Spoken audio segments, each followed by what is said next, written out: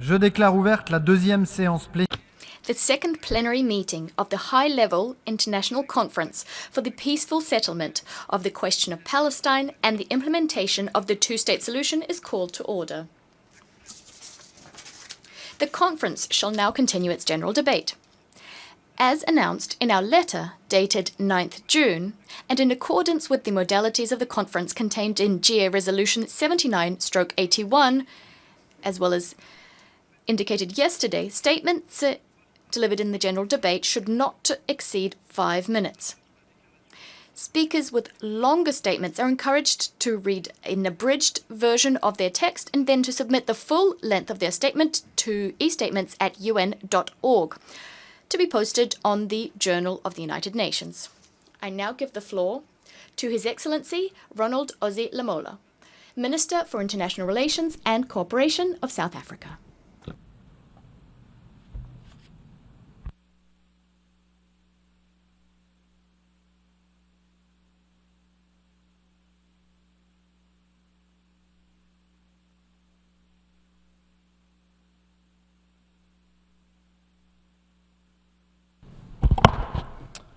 Co-chairs, South Africa welcomes this crucial discussion on the peaceful settlement of the question of Palestine and the implementation of the two-state solution. This conference takes place at a time when we are witnessing the destruction of Gaza, its people, and in real time. In a brazen and wanton act of genocide in full view of the world, South Africa continues to condemn the horrific events of October 7th, where innocent Israeli citizens were killed. Despite this challenging context, in which the international legal and multilateral system has been paralyzed and turned into a blunt tool, the focus today on a real path to lasting peace must prevail. The might is right doctrine can no longer be justified. It has led to perpetual insecurity, and it justifies an attempt to eradicate the Palestinian people through killing and starvation. Co-chairs, South Africa hopes that this conference will plot a real path forward, based on concrete actions for the creation of a Palestinian state existing peaceful and side by side with the state of Israel, along the 1967 borders with East Jerusalem as its capital. Resolution 181, adopted by the General Assembly in 1947, provided for the creation of two states, at a time when South Africa and many other developing countries were under the yoke of colonialism. Many of us have attained our freedom and independence.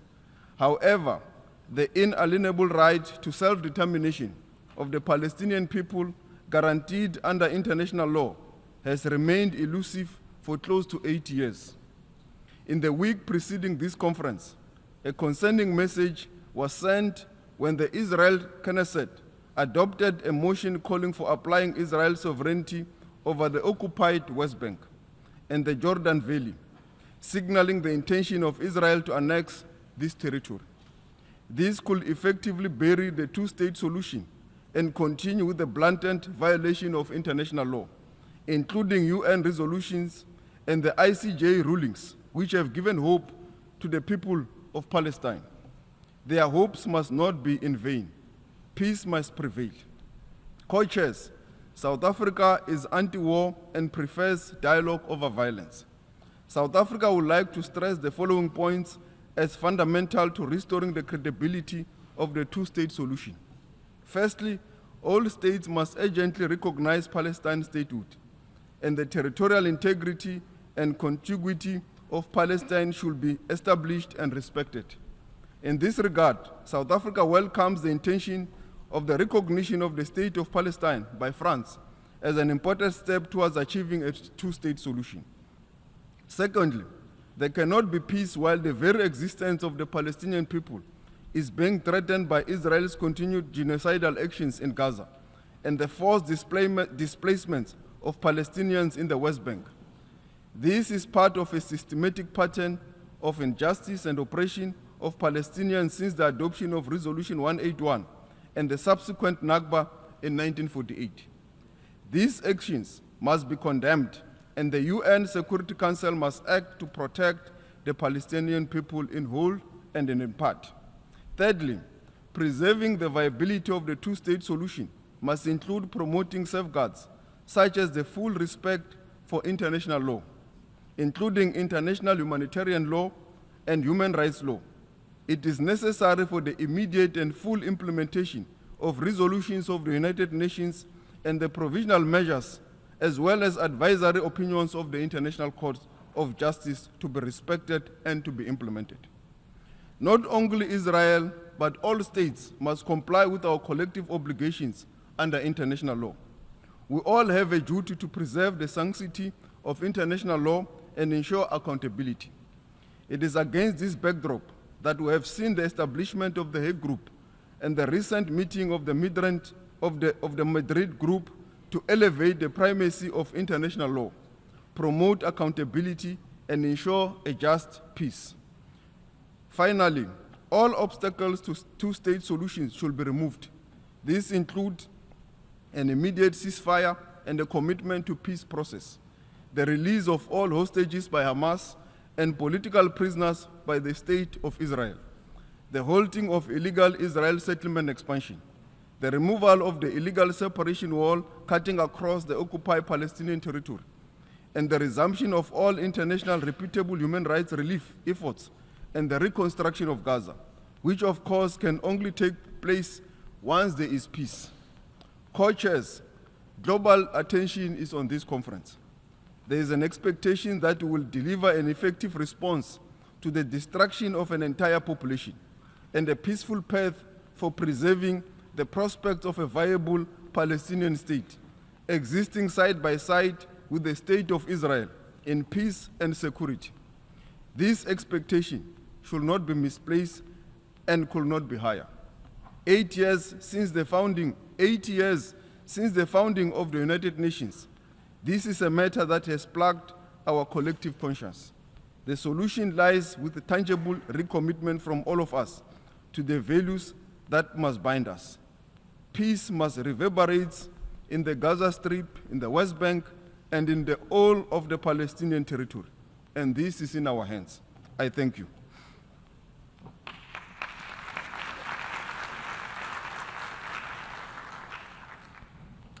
Je remercie. I thank the Minister for International Relations and Cooperation of South Africa. I now give the floor to His Excellency Paulo Rangel, Minister for Foreign Affairs of Portugal.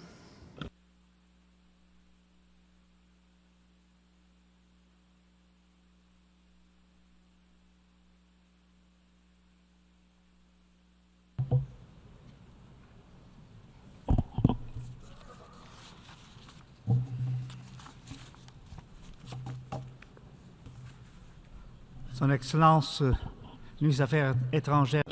Your Excellency, Minister of Foreign Affairs of France. Prince Faisal, Foreign Minister of Saudi Arabia.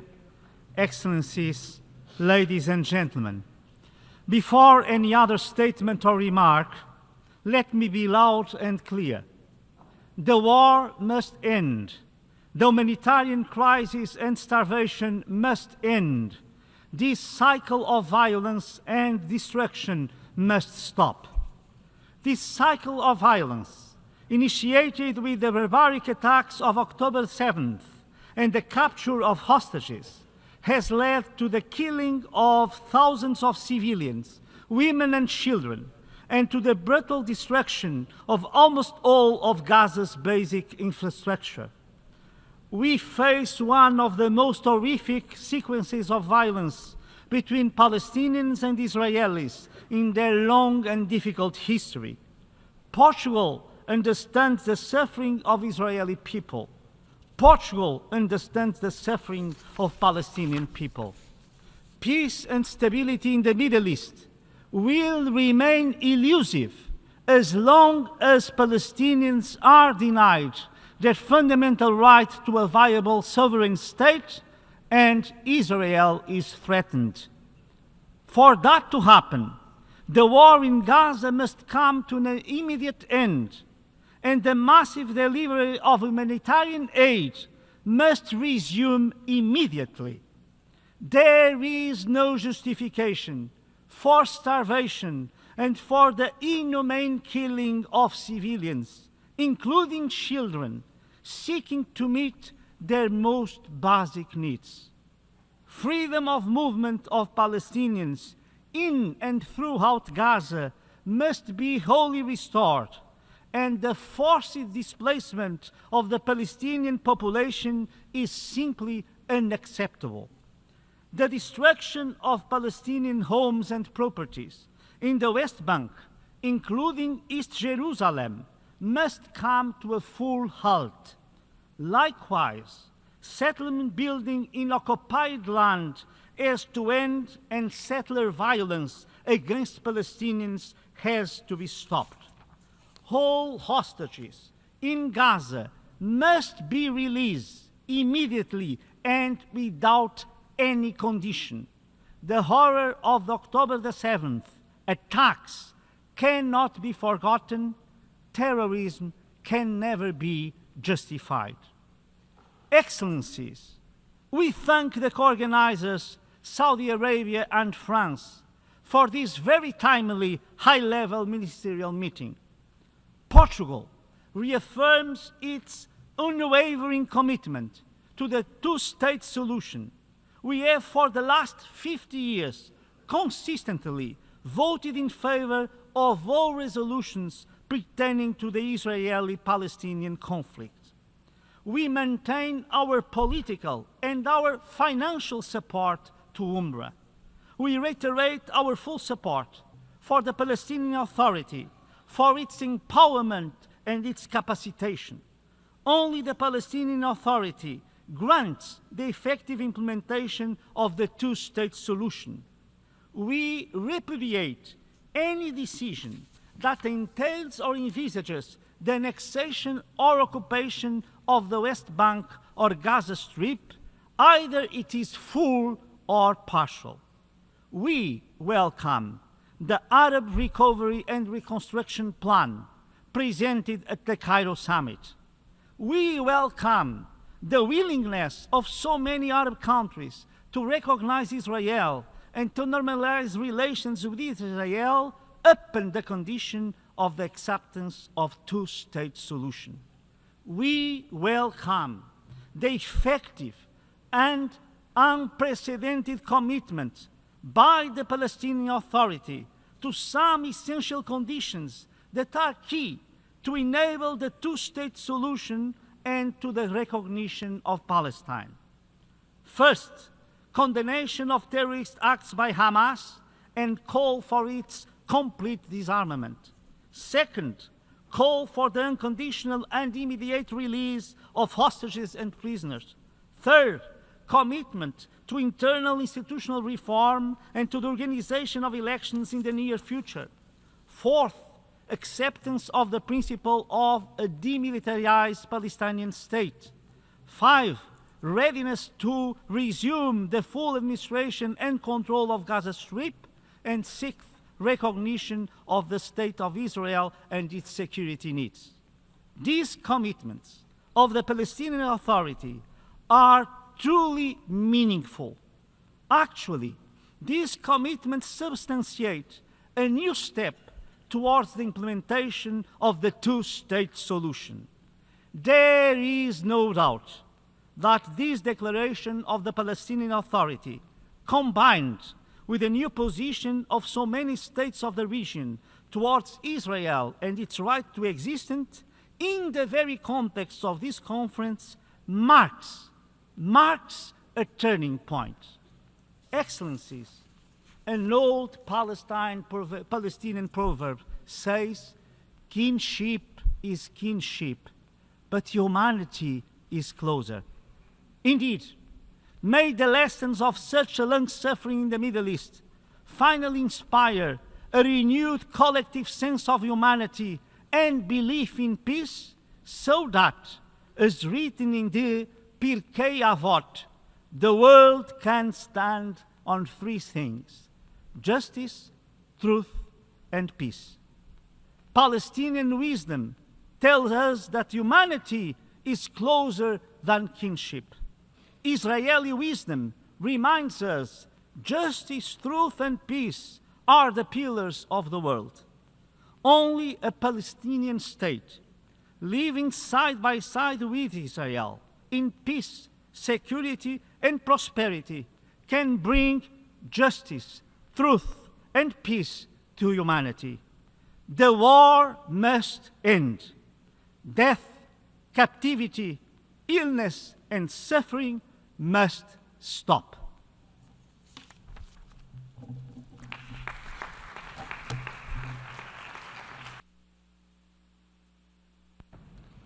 Je remercie le ministre.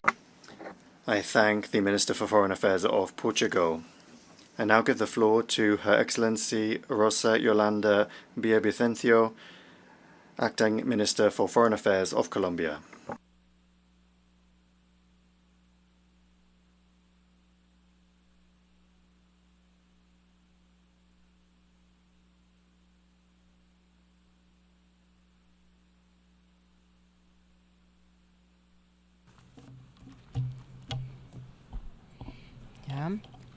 Buenos días. Good morning, distinguished co-chairs, distinguished delegates, excellencies. While we are meeting here, hundreds of people are dying in Gaza. The world is watching with horror as a campaign of ethnic cleansing is rolled out against children, women, older persons, the sick and wounded, a campaign that is violating the most basic norms of international law. July was the most deadly month for the population of Gaza in the past 18 months.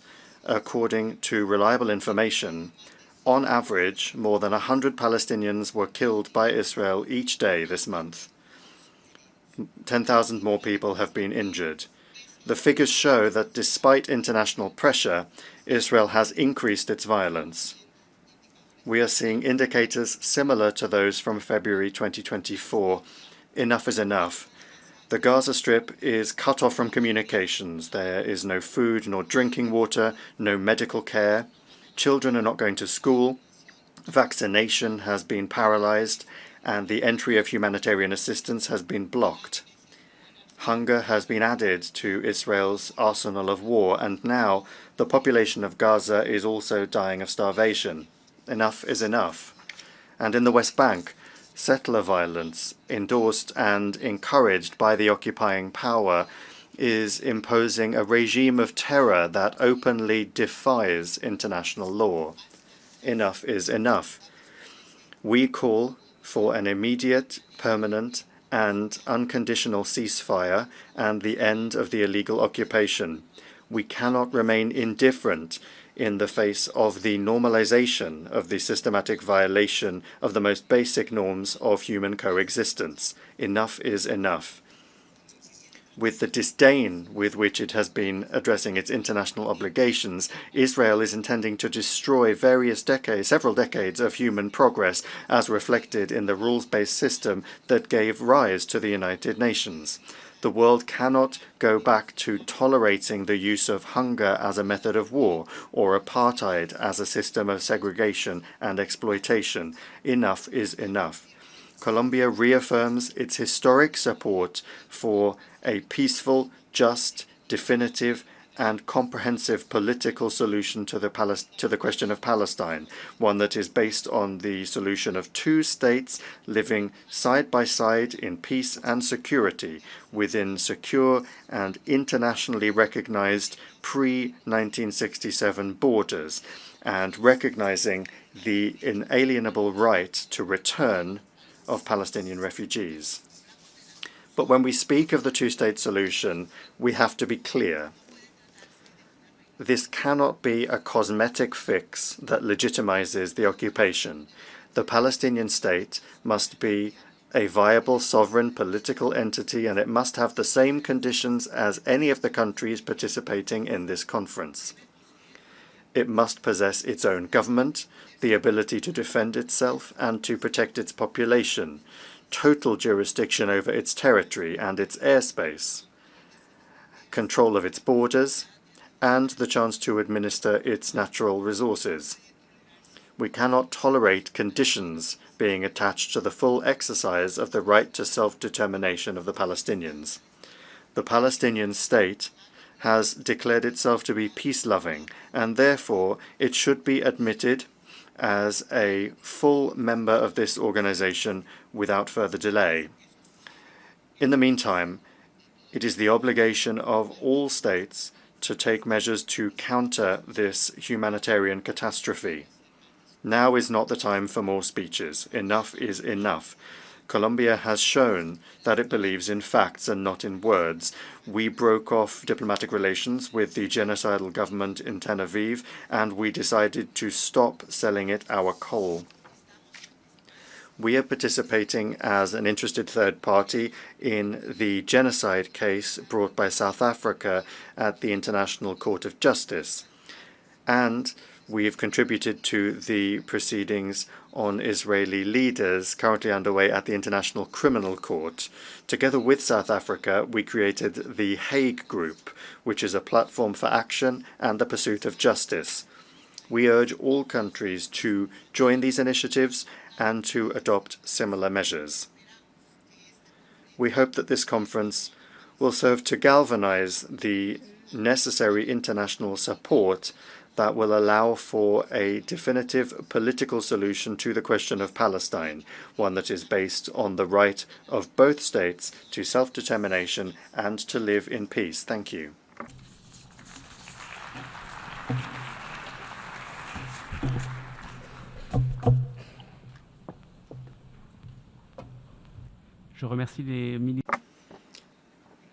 I thank the Acting Minister for Foreign Affairs of Colombia. I give the floor to His Excellency Luca Beccari, Minister for Foreign Affairs, Political Affairs, International Economic Cooperation and Digital Transition of San Marino.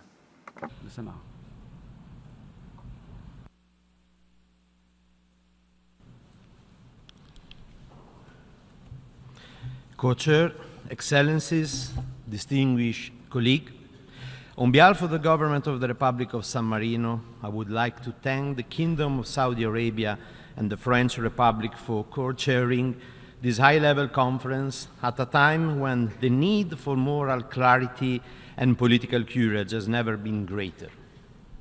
San Marino condemned unequivocally the attack of the 7th October, which caused tragic loss of innocent life. At the same time, we cannot remain silent in the face of a disproportionate military response that has followed, marked by widespread destruction, civilian suffering, and severe humanitarian consequences, including the lack of access of food, clean water, and essential supply, rising the alarming risk of famine. This constitutes a grave violation of international law and international humanitarian law. It is incumbent on both parties to strictly respect these fundamental norms, protect civilians, and preserve the possibility of a just and lasting peace. We come together not only as representatives of our government, but as human beings. The Secretary General of the United Nations recently spoke of a collective moral failure in the face of the catastrophe unfolding in Gaza. This word must resonate with us. More than 50,000 lives lost, including thousands of children. A society torn apart. A people deprived of dignity, security, and hope. The tragic death of UN and UNRWA staff members, humanitarian workers, and journalists must not be tolerated. This is not only a political crisis. It is a test of our shared humanity. San Marino stands unequivocally for an immediate and lasting ceasefire, for unconditional release of hostages, for the protection of civilians, and for the full humanitarian access in accordance with international humanitarian law. At the same time, we are deeply concerned by the continued expansion of illegal settlement violence against civilians and other unilateral action in the West Bank, which threaten the viability of a future Palestinian state and undermine the prospect for peace. The unity and territorial continuity between the West Bank and Gaza under the Palestinian Authority are essential and any meaningful two-state solution. However, we must look beyond the immediate emergency. It is time to reignite the political horizon. San Marino reaffirmed is unwavering support for a two-state solution as a sovereign, independent, and viable state of Palestine, living in peace and mutual recognition alongside the State of Israel, both within secure internationally recognized border and with Jerusalem as a shared capital. We believe that peace is not only possible, but necessary and achievable if the international community acts with unity and resolve. In this spirit, we support a multilateral framework led by the United Nations, building on the Madrid terms of reference, the Arab Peace Initiative, and the Peace Day effort, underpinned by strong international guarantees and credible security arrangements for all.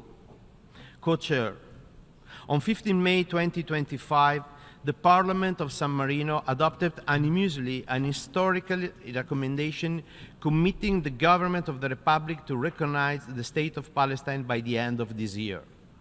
This is not a symbolic act. It is an outcome of deep reflection and a principled stance grounded in the values that define our Republic: the rejection of war, the right of people to self-determination, and the primacy of international law. The recognition process has already begun. The Ambassador of Palestine has formally presented her letter of credence to the Captain Regent, our head of state. The next step will be the appointment of a San Marino ambassador accredited to Palestine, establishing full diplomatic relations. We will also continue to support Palestine's full membership in the United Nations, as well as to affirm the need of international organization presence to deliver full and safe humanitarian assistance, especially for children, women, and the most vulnerable. San Marino urges all nations to take coordinated and courageous steps. We cannot allow violence, despair, and extremism to shape the future. We must act now to build a peace grounded in dignity, accountability, and mutual recognition. Co-chairs, San Marino believes that the value of the just peace and human dignity know no border. We stand ready to accompany this irreversible process, ensuring full respect for international law, compliance by all, and sustained engagement through credible multilateral mechanisms. Let this conference be remembered not as a missed opportunity, but as a turning point. Let us replace cynicism with determination and silence with action, by implementing the two-state solution and by defining a common framework for the recognition of the State of Palestine, with clear, shared milestones that can encourage all nations to take meaningful steps forward. Thank you.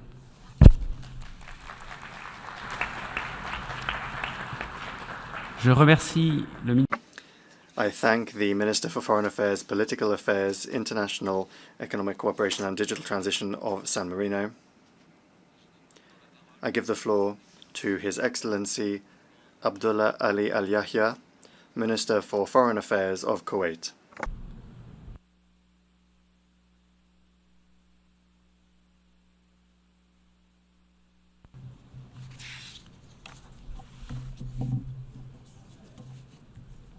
Bismillah ar-Rahman.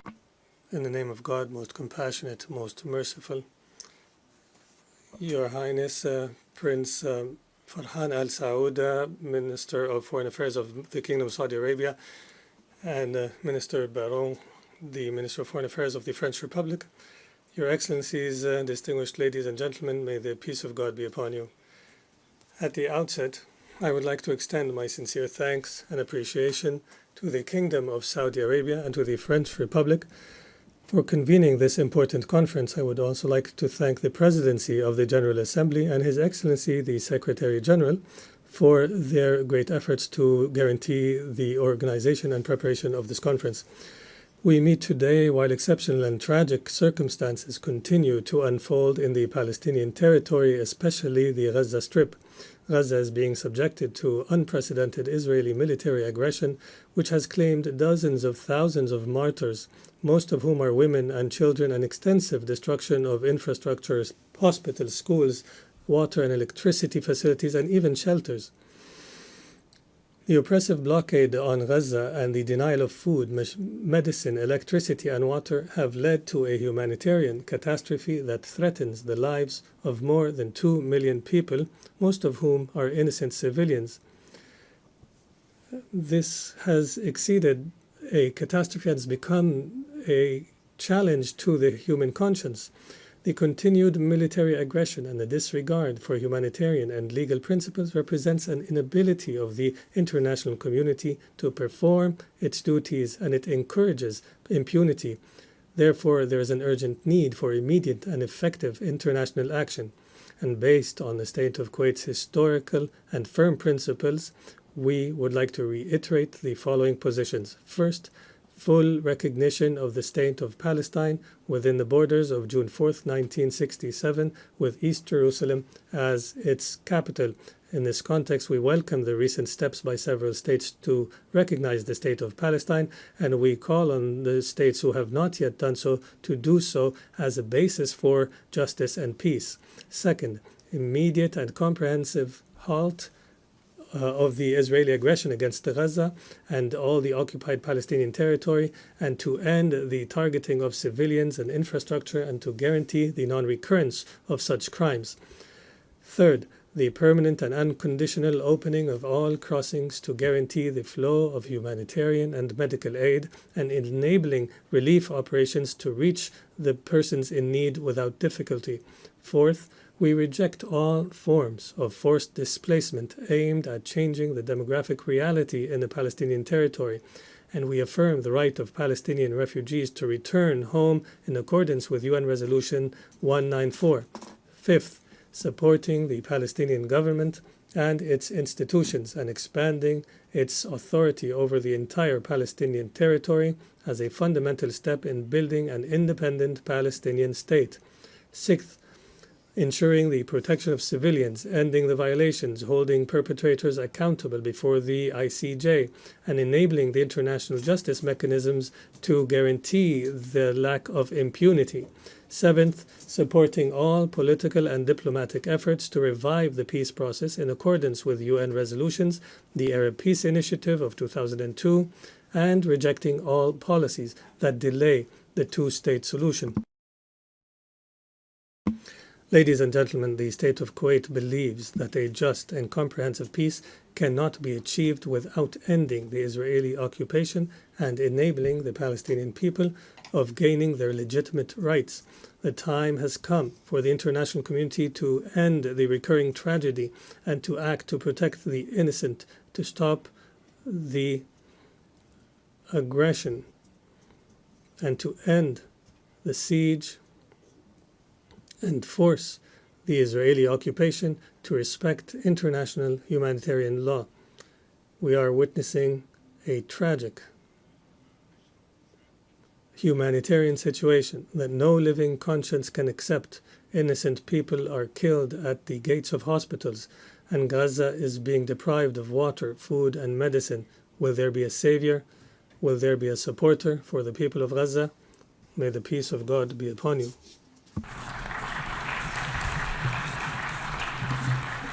Je remercie le ministre. I thank the Minister for Foreign Affairs of Kuwait. I give the floor now to His Excellency Mr. Tauhid Hussain, Advisor for the Ministry of Foreign Affairs of the Interim Government of Bangladesh.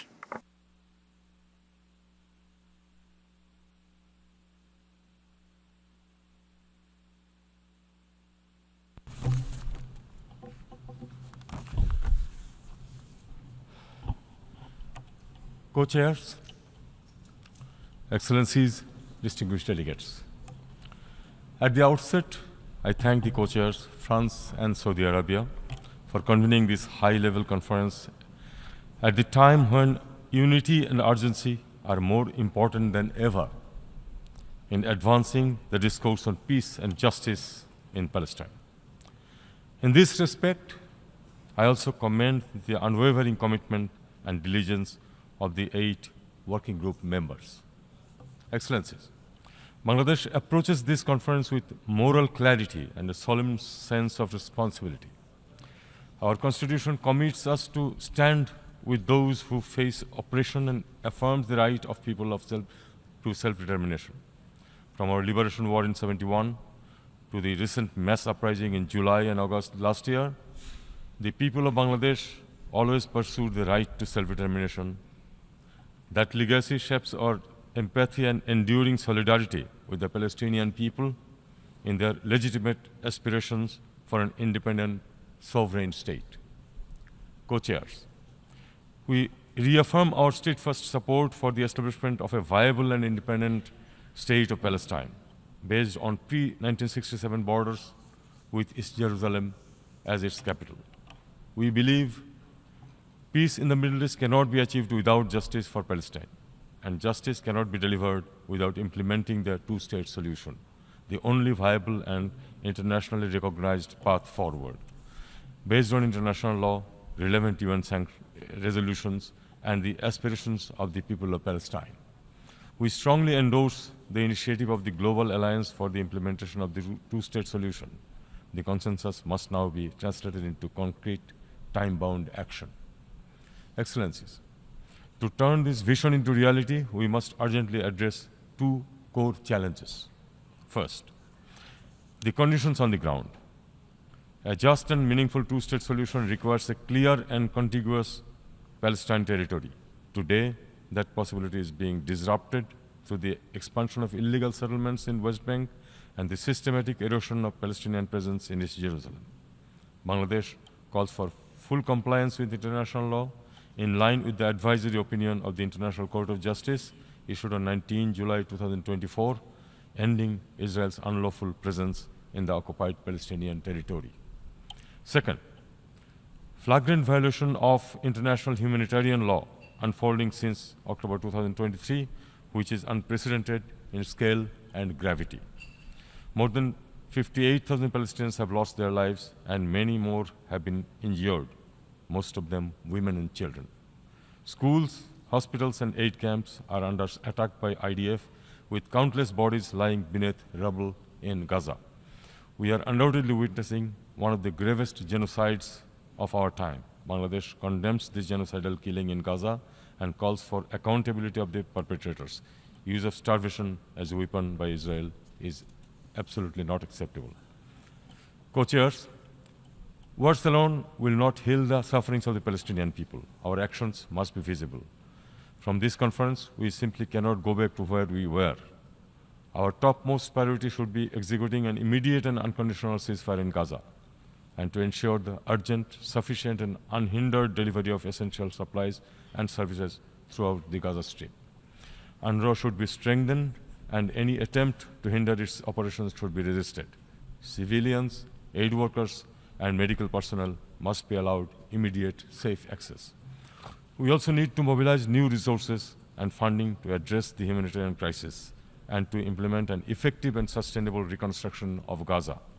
We stand ready to join any UN-led efforts for rebuilding Gaza by deploying personnel to support humanitarian and future reconstruction plan. Co-chairs, we reiterate our call for the full recognition and membership of the State of Palestine in the United Nations. The implementation of the two-state solution must begin now. We must act with urgency and courage to uphold international law, international humanitarian law, and the UN Charter. Let us reaffirm our collective commitment and take our position to the right side of history. Thank you all.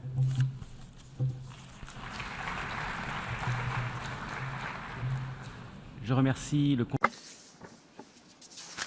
I thank the advisor for the Ministry of Foreign Affairs of the Interim Government of Bangladesh. I now give the floor to Her Excellency Ima Faus, Minister for Foreign Affairs of Andorra.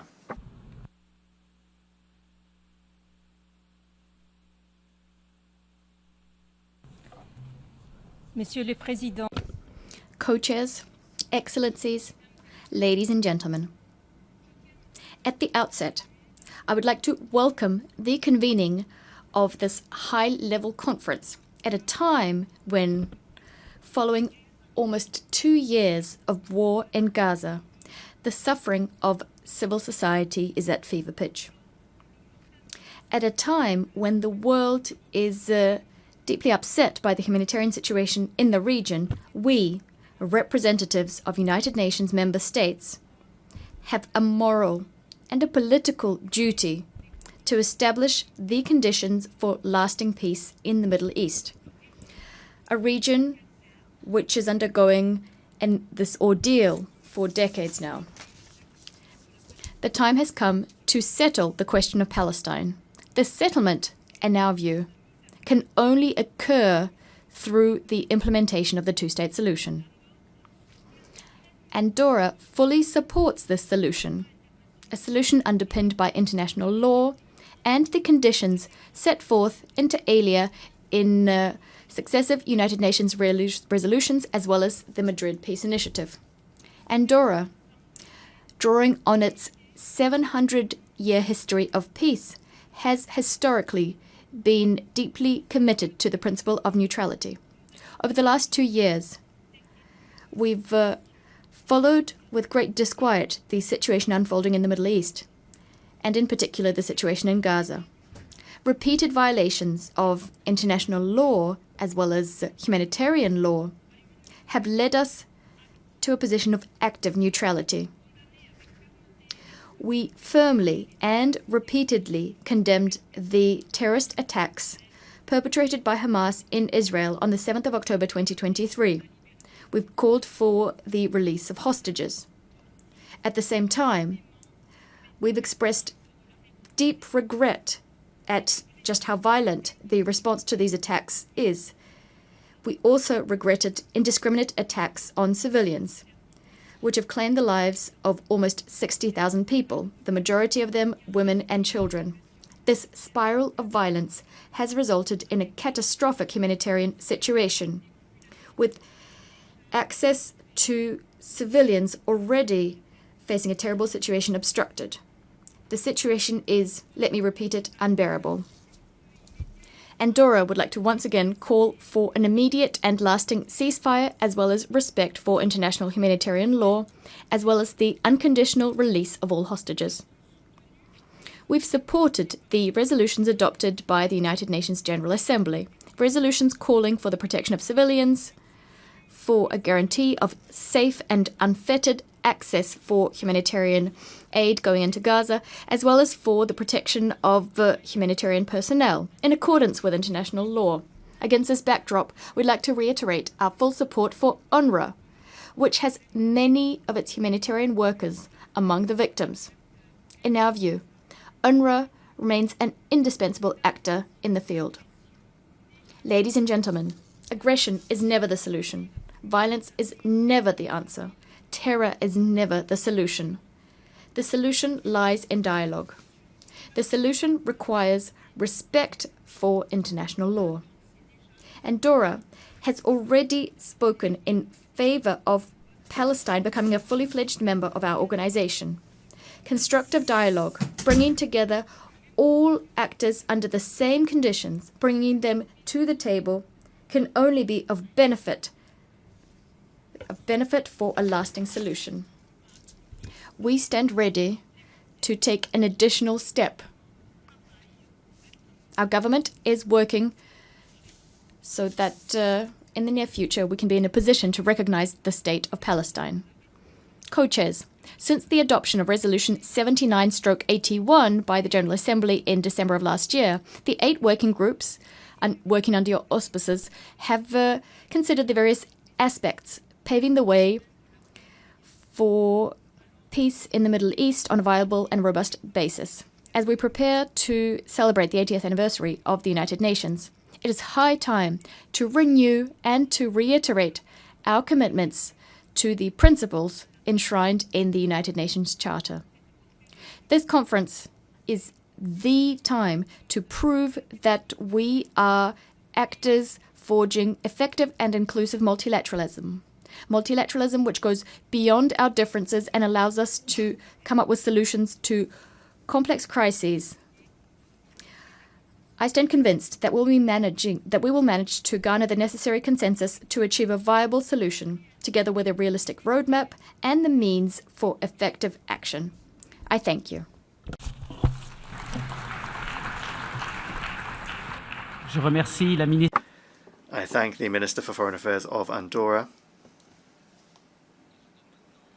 I now give the floor to Her Excellency Torgerdur Katrín Gunnarsdóttir, Minister for Foreign Affairs of Iceland. Distinguished co-chairs, dear colleagues, Iceland recognized the independence and sovereignty of the State of Palestine in 2011, being one of the first in Western Europe to do so. Our position then and now is firmly founded in our belief in equal rights of both peoples to self-determination, Israelis and Palestinians, and the conviction that it is the only way forward to build lasting peace and stability in the region.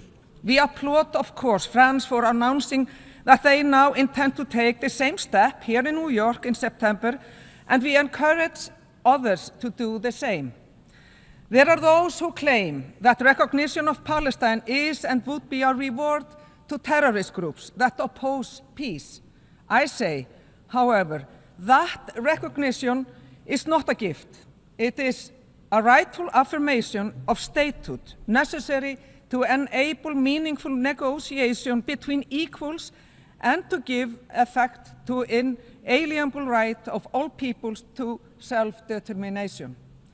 Mr. Chair, looking back in history, while the conflict which followed the vote in the UN back in 1947 caused great pain and suffering, it also gave rise to the State of Israel and came to represent the fulfilled right of the Jewish people to their own state and their right to self-determination.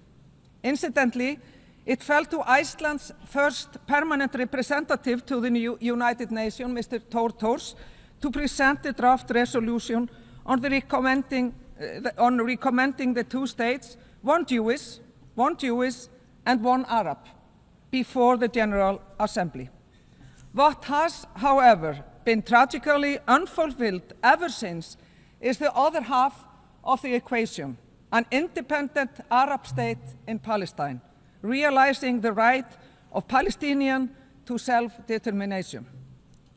Regrettably, the prospects to two states living side by side in peace and prosperity have diminished over the past decade, especially in the last 20 months, and there are those who want to take it off the table altogether. This distinguished audience cannot stand. As we gather here this week in New York, surely everyone present, as well as those absent, must realize that the situation in Gaza and in the West Bank has long since become unbearable, absolutely unbearable. We simply cannot continue in the same vein. We need to turn to the solution recognized as the only sustainable solution to this most difficult of issues, the two-state solution. We must reaffirm that the people of Israel have the right to live in peace and security, free from terrorism, incitement, and free from hate. And equally, the Palestinian people also have the right to live in dignity, with sovereignty, on their own land, within internationally recognized borders, free from violence, oppression, and occupation. Mr. Chair, Iceland condemned in the strongest terms the heinous terrorist attack by Hamas on 7th of October 2023, and we continue to demand the immediate and unconditional release of all hostages. We furthermore agree with President Abbas's important statement in June that Hamas can have no role in the future governance of Gaza or other parts of Palestine. At the same time, we protest unequivocally the unacceptable civilian death toll in Israel's ongoing military campaign in Gaza, the destruction of civilian infrastructure, as well as the prolonged restriction on humanitarian access to Gaza. Israel's military campaign in Gaza is simply an affront to the concept of international law. We also condemn settler violence against Palestinians in the West Bank and reject outright the expansion by Israel of its illegal settlements in the West Bank. This is an obvious and blatant annexation designed to obstruct the realization of the two-state solution and contradicts international law. The advisory opinion of the International Court of Justice has given us a very clear compass. No state may recognize changes imposed by force or through occupation, including in East Jerusalem, except through mutual agreement. Co-chairs, the future state of Palestine must be built on the foundations of democracy, human rights, and the rule of law. Political and institutional reform may be necessary, but with support from the international community, the state of Palestine can well succeed based on the foundation already erected by the Palestinian Authority and by international partners such as UNRWA. To reconfirm Iceland's continued engagement and support, I'm looking forward to signing a memorandum of understanding with Palestine, which enshrines Iceland's intention to support Palestinians and the strengthening of the Palestinian institutions. And in conclusion, to all the people, the innocent children, women, disabled people, older people, men and families, we say, we see your suffering in this horrific situation. We see your resilience and your right to peace. And to the rest of the world, we say, the time for action is now. Not after more lives are lost, not after more walls go up. The time is right now. Thank you. Je remercie I thank the Minister for Foreign Affairs of Iceland. I now give the floor to His Excellency Alberto van Claveren, Minister for Foreign Affairs of Chile.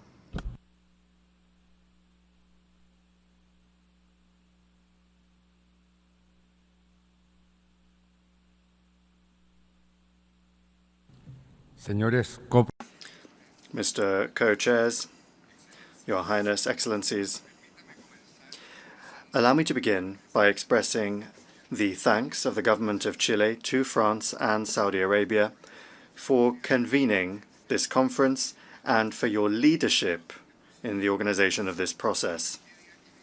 The tragedy that we have been experiencing since the 7th of October 2023, following the brutal terrorist attack by Hamas against Israel, has cruelly made plain the urgent need to break the cycle of violence that the region has been in for decades. Chile robustly condemned that attack and called for the immediate release of the hostages. And it has also condemned all forms of violence against civilians without distinction, including the indiscriminate attacks on the Palestinian population in Gaza, whose suffering today is intolerable. International humanitarian law establishes clear limits, even in wartime. No self-defense can justify collective punishment, the systematic destruction of civil infrastructure, or the denial of humanitarian assistance. The images of women, children, and older persons caught under fire, killed while waiting for assistance, or attacked in places of worship, such as the Catholic Holy Family Church, require us to raise our voices and act. The international community cannot remain indifferent. There is an urgent need to establish a permanent, immediate ceasefire that puts an end to the hostilities, one that allows for unrestricted humanitarian access, and above all, which opens the way for a definitive political solution based on international law and the binding resolutions of this organization. Chile recognizes and values the mediation efforts carried out by Egypt, Qatar, and the United States, and reaffirms its full support for the work of UNRWA, the importance of which in Gaza is irreplaceable. Its neutrality was validated by the recent external review, and it is essential that states ensure its ongoing financing. At the same time, It is essential that we strengthen Palestinian institutions, which will have to take on greater responsibilities for civil administration and reconstruction. In the light of Resolution 1325 on women, peace and security, Chile also calls for the contribution of women as relevant actors when it comes to peace. Co-chairs, the two-state solution is not an abstract aspiration. It is a commitment made by the international community more than 7 decades ago, enshrined in multiple resolutions of the General Assembly and the Security Council. Regrettably, today, its viability is in jeopardy. The situation in the occupied West Bank, where acts of violence against civilians continue alongside the worrying expansion of illegal settlements, constitutes a grave threat to international law and to any real possibility for lasting peace. The advisory opinion issued by the International Court of Justice in July 2024 unequivocally reaffirmed the illegal nature of these practices. Chile actively participated in that case and fully supports the court's conclusions. We urge all states and international organizations to take them on board and to put them into practice. Moreover, Chile intervened before the International Court of Justice in the case brought by South Africa under the Convention for the Prevention and Punishment of the Crime of Genocide and, together with Mexico, issued a referral to the International Criminal Court to strengthen the investigation into presumed war crimes and crimes against humanity. Our commitment to international justice and to the protection of human rights is unwavering. We also recall that Resolution 2735 of the Security Council prohibits any demographic or territorial change in Gaza. The unity, contiguity, and integrity of the occupied Palestinian territories must be respected. We call upon the government of Israel to immediately stop the expansion of settlements in the West Bank and to fulfill its obligation as occupying power to effectively protect the civilian population under its control. Mr. Co-Chairs, the only sustainable path towards just and lasting peace in the Middle East is the solution of two states living together in peace and security within secure, mutually recognized and agreed borders, and with Jerusalem as the future shared capital. There can be no security for Israel nor dignity for the Palestinian people if there is not mutual recognition of their fundamental rights. Thank you.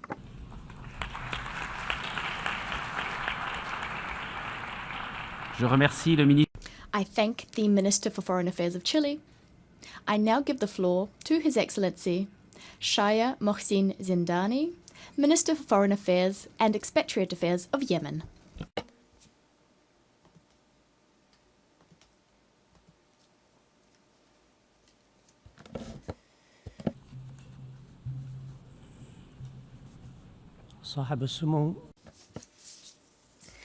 His Highness Saudi Foreign Minister Prince Faisal bin Farhan Al Saud, His Excellency French Foreign Minister Jean-Noël Barrot of France, Highnesses, Excellencies, ladies and gentlemen. At the outset, please allow me to extend my appreciation to the Kingdom of Saudi Arabia and the Republic of France for organizing this high-level international conference on the peaceful settlement of the question of Palestine and the implementation of the two-state solution.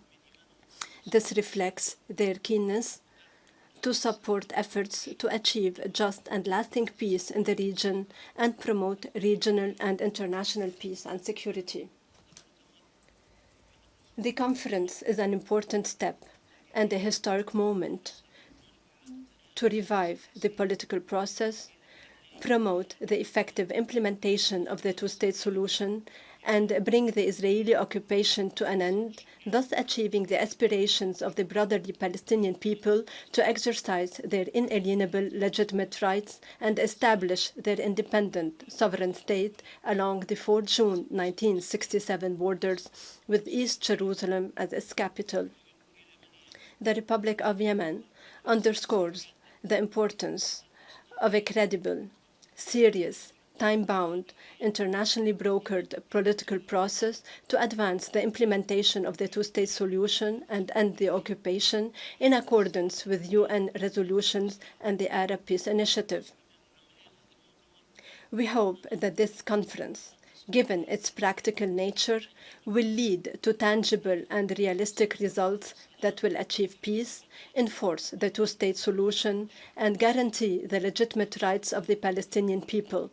This can be done by promoting the international recognition of the State of Palestine. We welcome France's announcement that it will recognize the State of Palestine. We call on other countries to recognize the State of Palestine if they have not yet done so. We thank those countries that have already done so. The State of Palestine must be admitted as a fully fledged member of the UN. All unilateral measures must come to an end, including the illegal settlement policy by Israel as the occupying power in the West Bank. Annexation, home demolitions, and displacement must stop because they undermine the prospects of a peaceful settlement and of a just and lasting peace. They also erode the two-state solution. Financial and political support must be provided to the Palestinian government, and efforts to unify Palestinian institutions in the West Bank and Gaza Strip under one national authority must be supported. The Arab Islamic Plan for early recovery of Gaza must be supported. The plan was put forward by Egypt in coordination with the State of Palestine and was endorsed by the League of Arab States and the OIC. UNRWA must be supported so that it can carry out its irreplaceable humanitarian mandate of providing assistance to the Palestinians, thus averting catastrophic humanitarian consequences. The humanitarian situation in Gaza has reached unprecedented catastrophic levels, with the total collapse of infrastructure and health system, with power outages and water shortage. Schools are destroyed, and starvation is instrumentalized as a weapon of war, jeopardizing the lives of millions. The blockade is a collective punishment and a flagrant violation of international law and IHL. We call for an immediate and lasting ceasefire, for the entry of humanitarian assistance, for the lifting of siege. International protection must be accorded to the Palestinian people.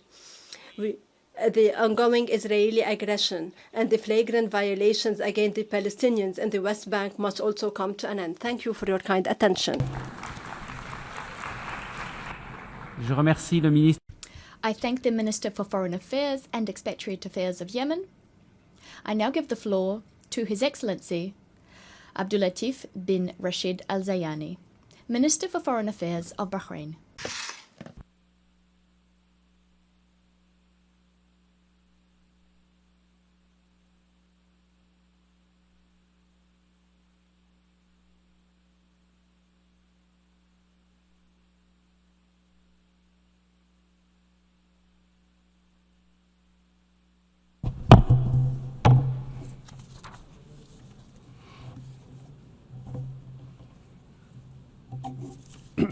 Bismillah ar-Rahman ar-Rahim.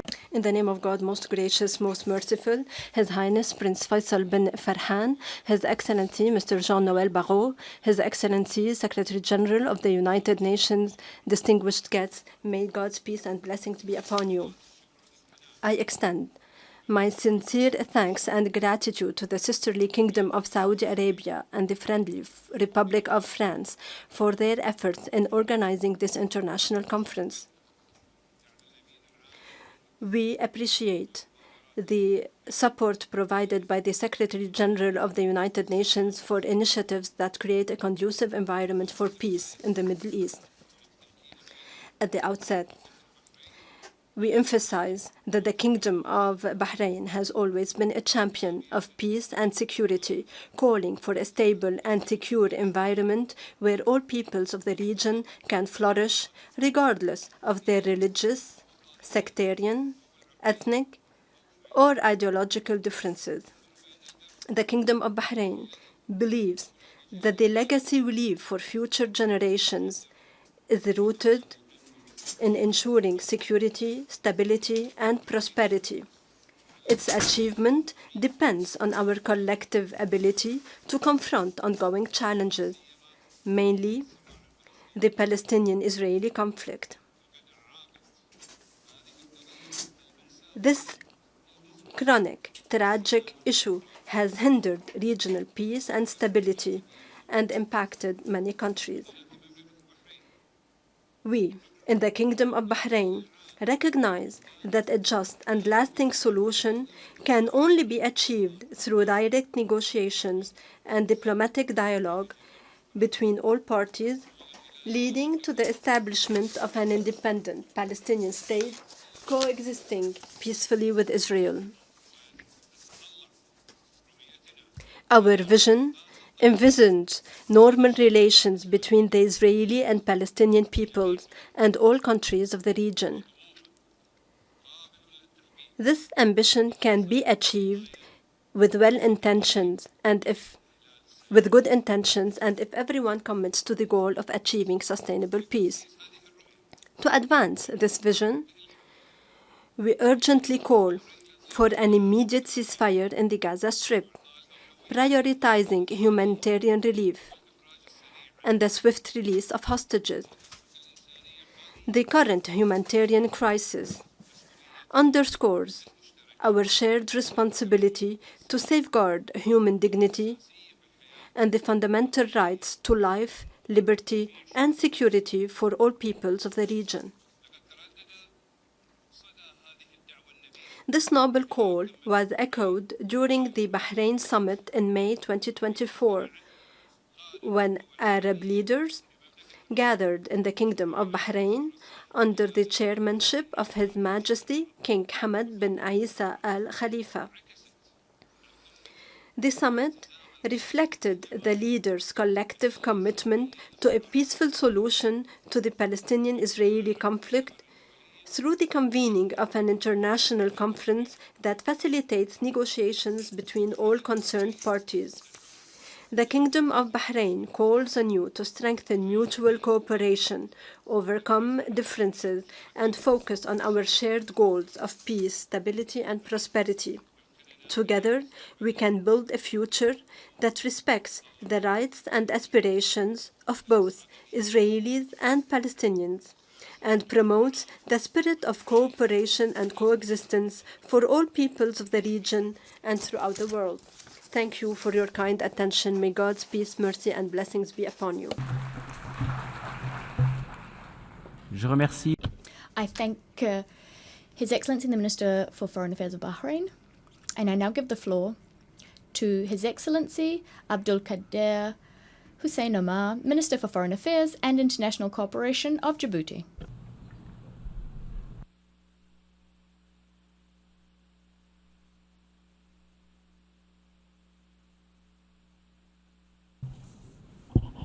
بسم الله الرحمن الرحيم.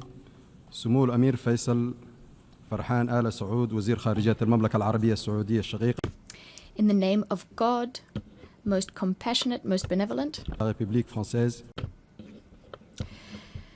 Excellencies, Ministers, Secretary General, co-chairs, distinguished delegates.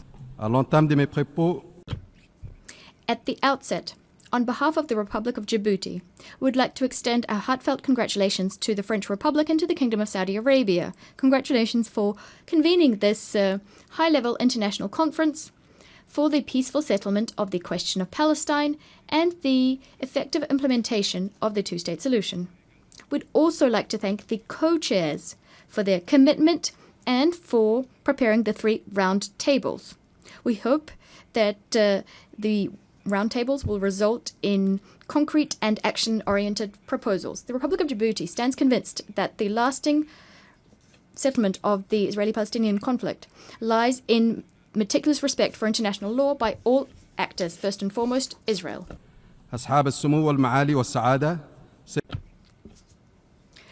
Your Highness, Excellencies, co-chairs, ladies and gentlemen, the Republic of Djibouti, its leadership and its people have stood firm on Palestine, on a just solution. We've supported the two-state solution very clearly. That is the only viable choice that can put an end to the occupation and uphold the rights, as well as the security of all people in the region.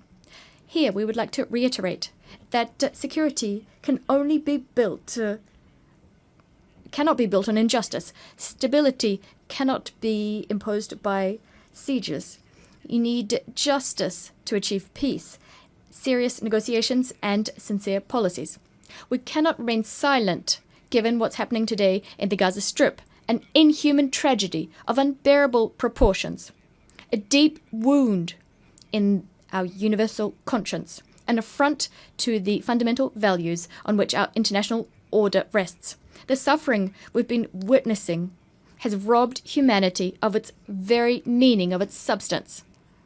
That is, knowing how to stand up and reject injustice. This throws into sharp relief the dramatic failure of our collective conscience, faced with young lives cut short, the suffering of families, the targeted destruction of hospitals, schools, and homes, and this during unbearable blockade which has claimed innocent lives. This is morally unacceptable, legally unjustifiable, and intolerable for humanity.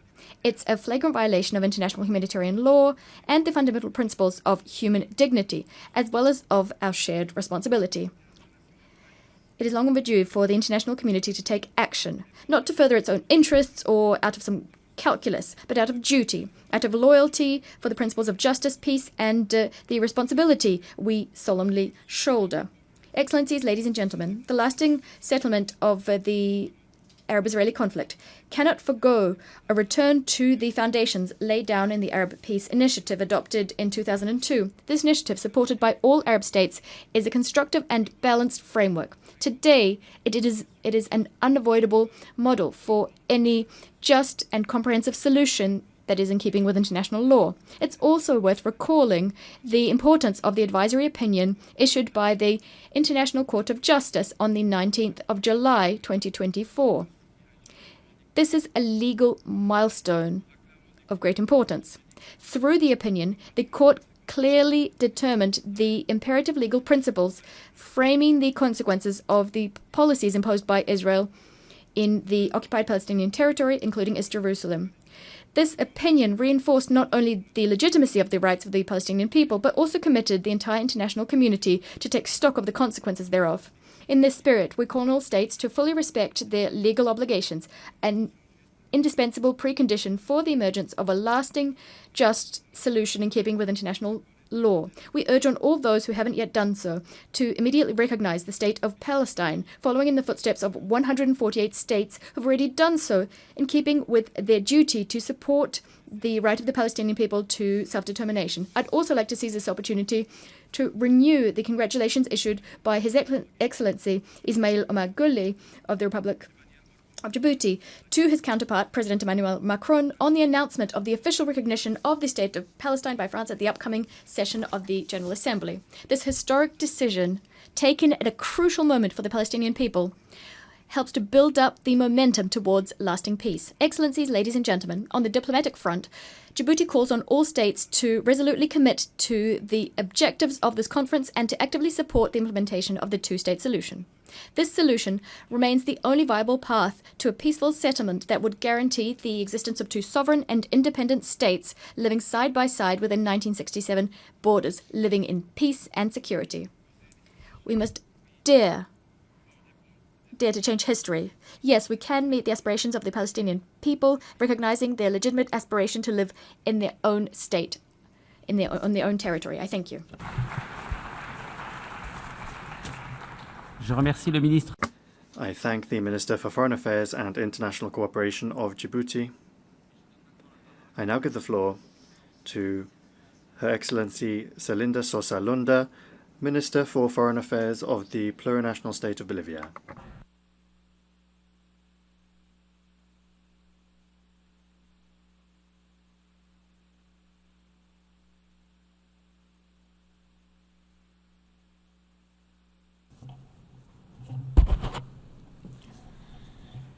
Muchísimas gracias. Thank you very much. In particular, I would like to thank the co-chairs from France and Saudi Arabia for having made this meeting possible, together with the many representatives of member states that are present here today in this assembly. I would like to greet my fellow foreign ministers, ambassadors, and each and every one of the delegates that have come here today, because the greatest value that brings us here is the right to life and the right to live in peace in this world that we share. My brothers, co-chairs, I would like to express the greetings from our brother, President Luis Arce Catacora, and above all from the Bolivian people. Today, on behalf of this people of peace, I make an urgent appeal for an immediate ceasefire and an immediate end to the genocide being experienced by the brother people of Palestine. We would like to reiterate our firm stance on the two-state solution. We consider it to be the most just and lasting path towards peace for these brotherly peoples. This vision is based on the resolutions of the United Nations, and in that regard, it is based on the common sense of justice that should be applied as soon as possible, so as to put an end to so much unnecessary suffering by the brotherly people of Palestine. However, Israel is turning a deaf ear to the international outrage and continues to expand its settlements on Palestinian-occupied territories. It continues to demolish homes, health centers, schools, and above all, continues to displace entire families, blocking access to food, water, bread, all sorts of humanitarian assistance. Great efforts are being made to bring that humanitarian assistance in, but because of the blockade, it is not arriving. It is engaging in violence against civilians that is causing more and more pain and grief every day in Gaza.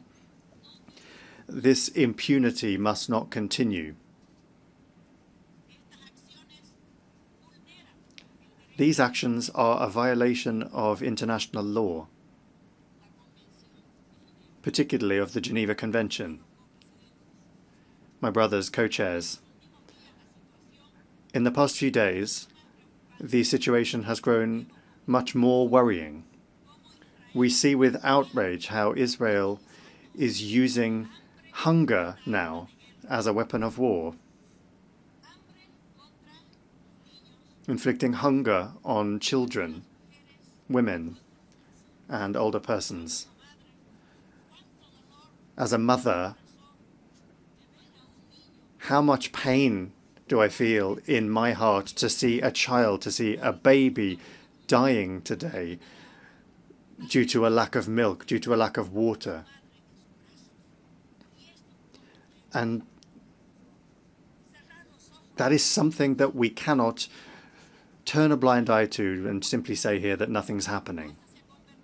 Gaza has become a land of walking corpses. Hundreds of people have been killed while they were on their way to find food and water.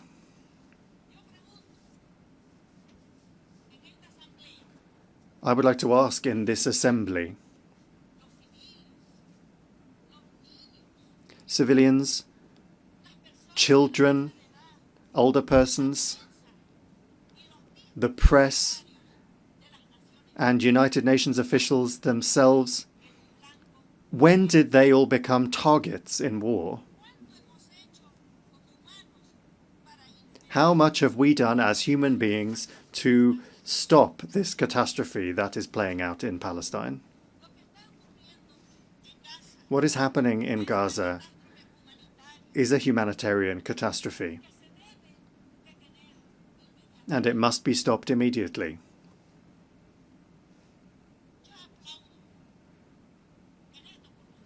I take this opportunity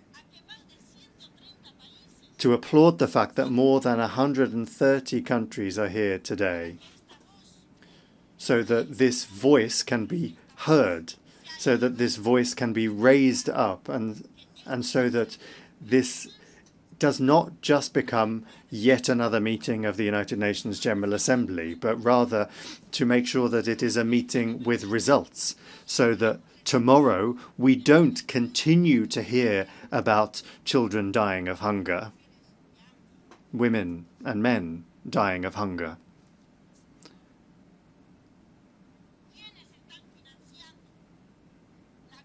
Those that are financing this war are complicit and guilty in these crimes that are taking place in Palestine, and that must be punished. We have to really establish precedents so that this is never repeated again in any other country, and so that we do not have to bear this on our shoulders once again. And for that reason, we propose two measures. First of all, we propose that all countries here present speak out about the situation of hunger, and that we decide that the UN formally declare the need for measures to be taken, relevant measures, to truly stop this situation of starvation that is being used currently as a weapon of war by Israel.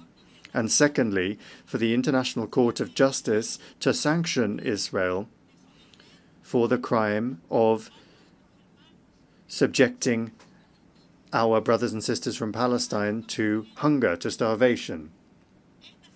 Co-chairs, this situation requires firm decisions to be taken. We should not just focus on palliative measures. The genocide has to be stopped, and the two-state solution has to be implemented. We have to ensure the fulfillment and the implementation of the resolutions that are issued at this UN General Assembly meeting. Bolivia urges countries to take on a more active role in the defense of the rights of the Palestinian people, and to promote effective multilateralism and pursue a peace that does not humiliate anyone and that recognizes everyone. And for that reason, I would like to congratulate the brotherly people of France for recognizing the state of Palestine. And that should serve as an example for many states, for us to recognize the existence of Palestine as a sovereign and free country. Because there can be no security without justice, there can be no peace without dignity, and there can be no solutions without mutual recognition and without recognizing the right of the other to exist. We reiterate firmly to the brotherly people of Palestine that that people has the right to self-determination, the right to live in liberty and in peace, without occupation and without fear, without the fear of being attacked, tortured, and the threat of death. Dialogue, respect, and legality should be the pillars, the fundamental pillars of the people of Palestine.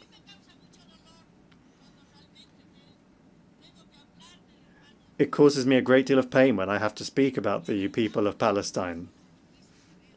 Those of us that are far away only see the stories in the news, but what is really being experienced by the brotherly people of Palestine is much more serious. But with firmness and the support of many countries, such as Germany, which is putting together an air bridge to ensure the arrival of food.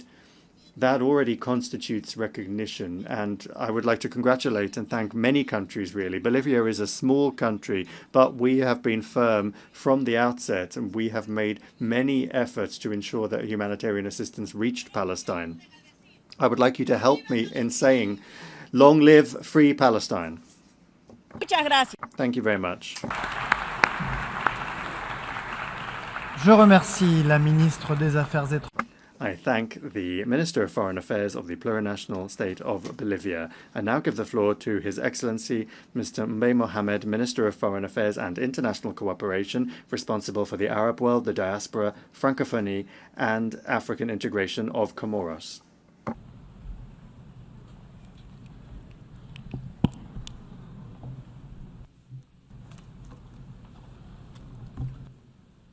Monsieur le Co-Président, Distinguished co-chairs, Secretary General, President of the General Assembly,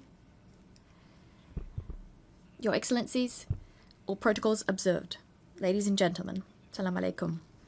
In 2015, in the same house, a symbol of diplomacy, living together, and international law, global goals were adopted so as to eradicate poverty, protect our planet, and ensure that all humans live in peace and prosperity, that they will live in peace and prosperity by 2030.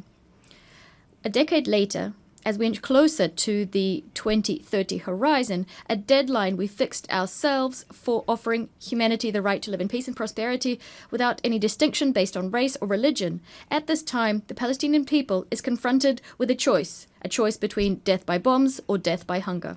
Every day, men, women, and children are dying, while we cannot take action to stop this genocide unfolding before our very eyes.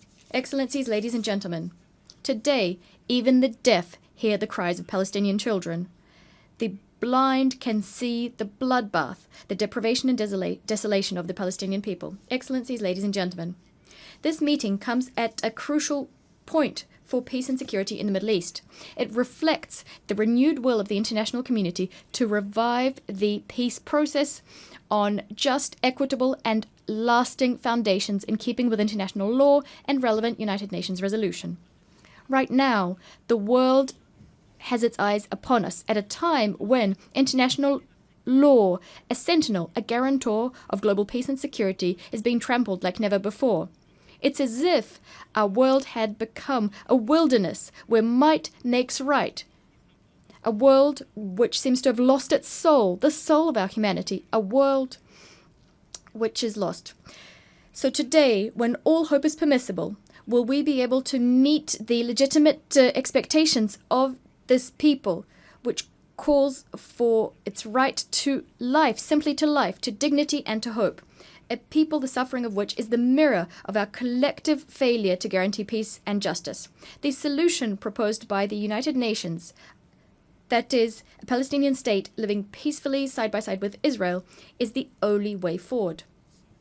Excellencies, ladies and gentlemen, my country, the Union of the Comoros, is loyal to its principles, respect for international law.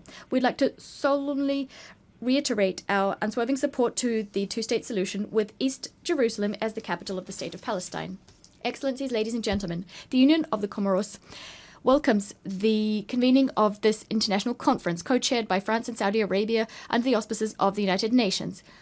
A meeting being held just a few weeks before the 80th session of the General Debate of the General Assembly.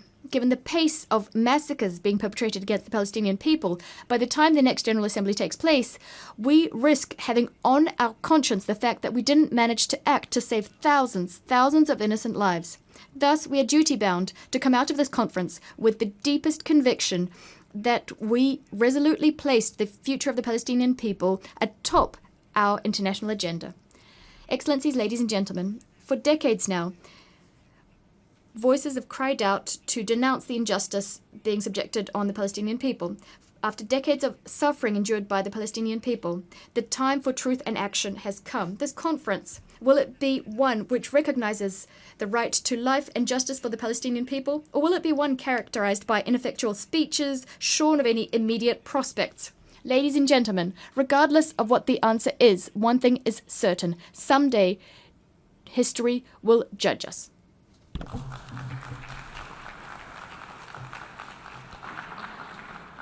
أشكر معالي وزير الخارجية والتعاون الدولي المسؤول عن العالم العربي والشتى. I thank the Minister of Foreign Affairs and International Cooperation, Francophonie, the Diaspora and African Integration, and on behalf of Saudi Arabia, France, and the chairs of the working groups of the conference, Brazil, Canada, Egypt, Indonesia, Ireland, Italy, Japan, the Hashemite Kingdom of Jordan, Mexico, the Kingdom of Norway, Qatar, Spain, Turkey, the United Kingdom, the European Union, the League of Arab States, on behalf of all of these, to adopt the outcome document and its annexes as per Resolution 79/81 adopted on the 3rd of December last year. The outcomes are in fact proposals across the humanitarian, legal, security,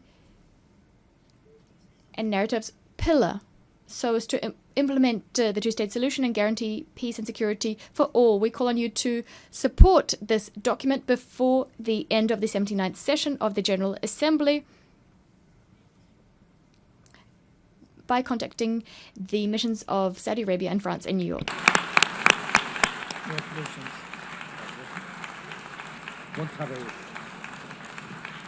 والآن أعطي الكلمة إلى سعادة توسكاسا أويومورا الممثل. I now give the floor to His Excellency Tsukasa Uemura, Special Representative of the Government of Japan, Special Envoy of the Government of Japan for the Middle East Peace.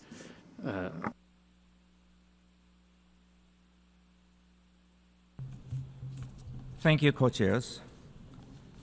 We extend our sincere gratitude to France and Saudi Arabia for their leadership in convening this high-level conference. In collaboration with Norway, our trusted partner and co-chair of the Working Group 4, we have engaged in vital discussions on practical measures to enhance the economic viability of the Palestinian state as part of our collective efforts toward a two-state solution. Co-chairs, Excellencies, the people of Gaza are enduring a grave humanitarian crisis marked by hunger and malnutrition. The conflict, now spanning a total of 21 months, have caused significant loss of lives, including innocent civilians and aid workers, such as staff from UNRWA. This is a profound tragedy. Humanitarian aid must never be contingent on political or military considerations. It is imperative that the United Nations and humanitarian agencies can operate independently and impartially. In this regard, we reaffirm that UNRWA continues to play an indispensable role in supporting Palestine refugees across the region. Co-chairs and Excellencies, Japan reiterates our urgent call for Hamas to immediately and unconditionally release all remaining hostages. In the meantime, Japan firmly opposes any action that undermines the realization of a two-state solution, including the potential reoccupation of Gaza and the expansion of settlement activities in the West Bank. It is critical that all parties seize the momentum generated by this conference, renounce military solutions, and work earnestly towards the resumption of the Gaza ceasefire and the broader peace process. Ashab Sumo Wasada. Zmarai Aiza. Highness, Excellencies, dear colleagues.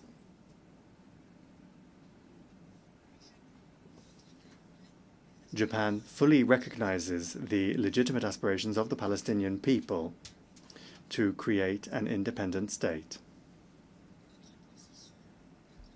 Our position is constant. We support these efforts with all of the resources at our disposal.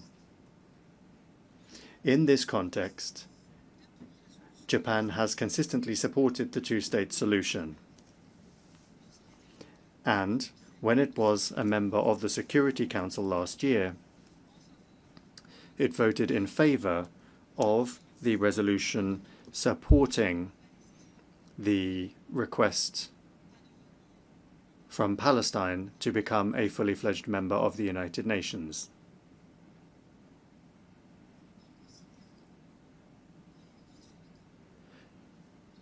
When considering the outcomes of this high-level conference, based on the principles of strengthening peace, we shall continue our comprehensive evaluation of the question of the recognition of the Palestinian state, notably the right time to do so. Thank you.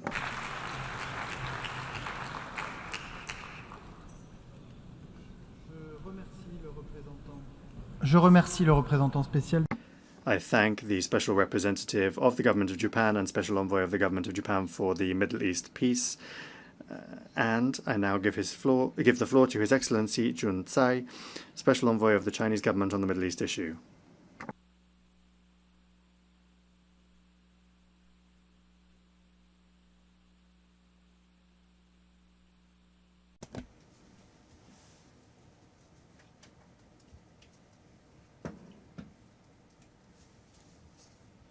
Co-chairs, colleagues. First, on behalf of China, I thank France, Saudi Arabia, and the UN for preparing for the conference.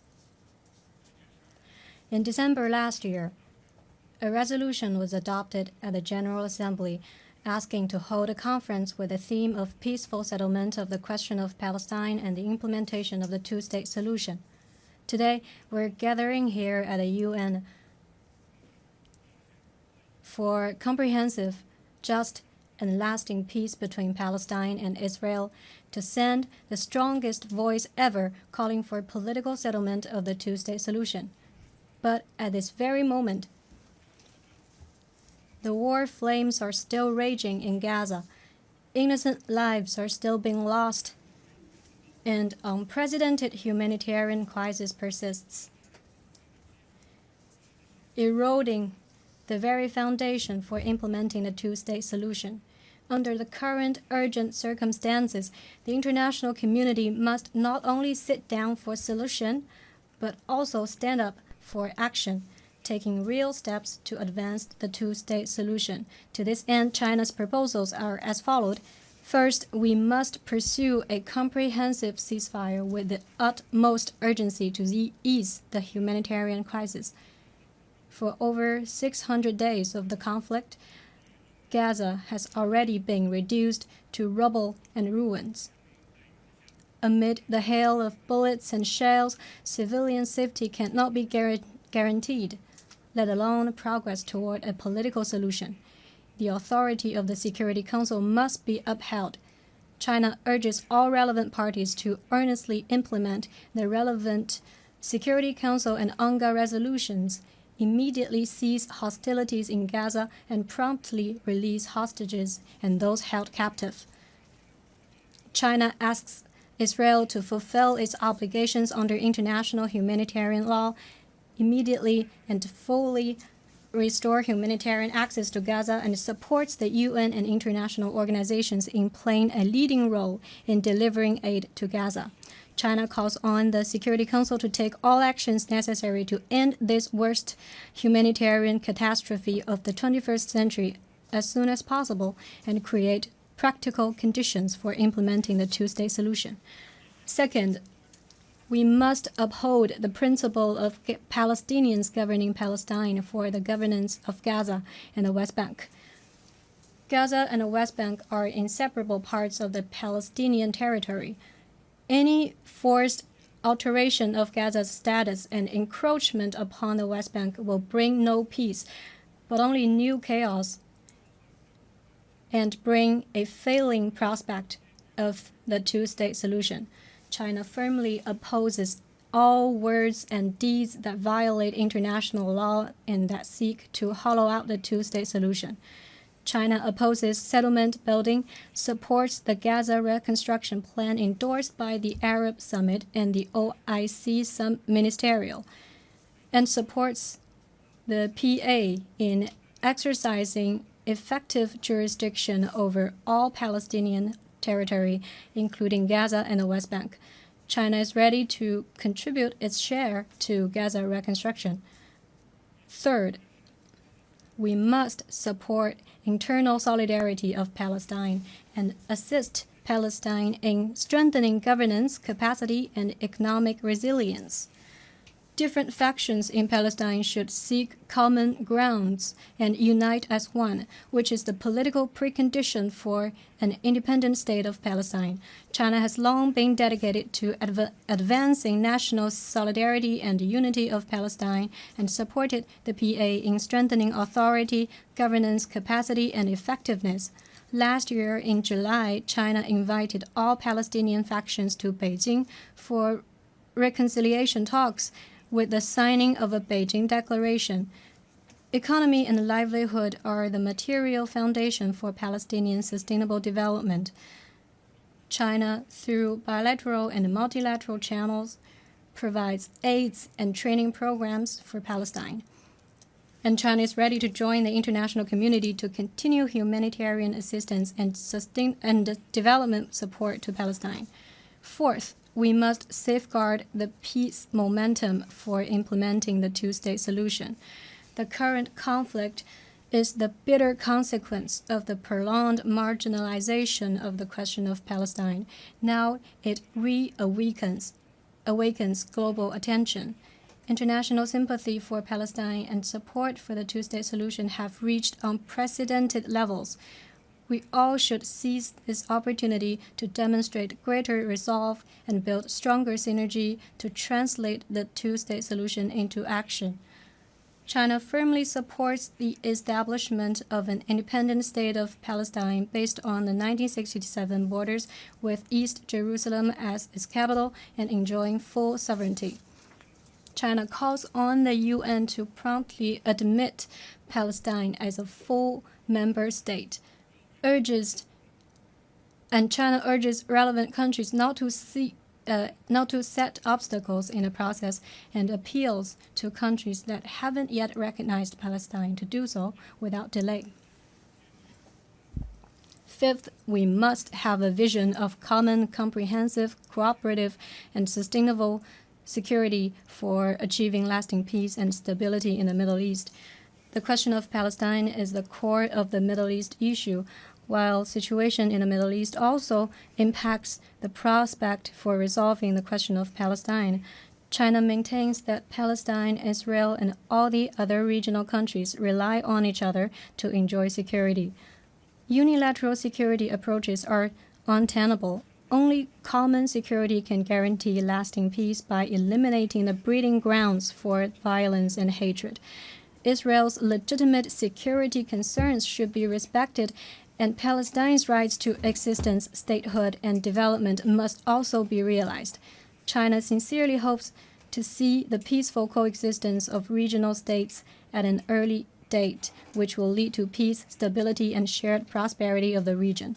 China stands ready to work with the international community to play a constructive role in de-escalating the regional tension. Colleagues, for however long the road is, we shall reach the end by walking. However difficult a task is, we shall accomplish it by doing. The two-state solution is the only feasible path to resolving the question of Palestine, and it represents the broadest international consensus. China hopes that this conference will inject new momentum into the realization of the two-state solution with a clear timeline and a roadmap. China will keep working with the international community to achieve ceasefire in Gaza, and on this basis promote an early, comprehensive, just, and lasting solution to the question of Palestine. Thank you.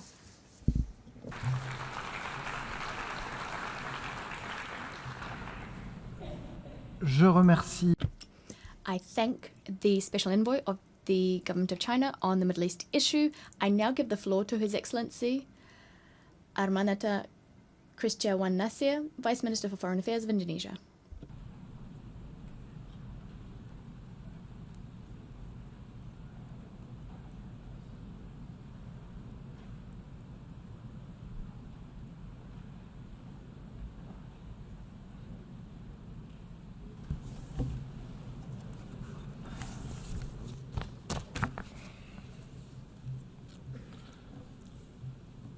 Co-chairs, Excellencies, let me begin by thanking the government of France and the Kingdom of Saudi Arabia for convening this vital conference on implementing the two-state solution. We are here today to stand for humanity, to demand justice for the Palestinian people, to push for a lasting solution to the most protracted conflict in the United Nations history. For over 7 decades, Palestinians have been denied the rights to independence.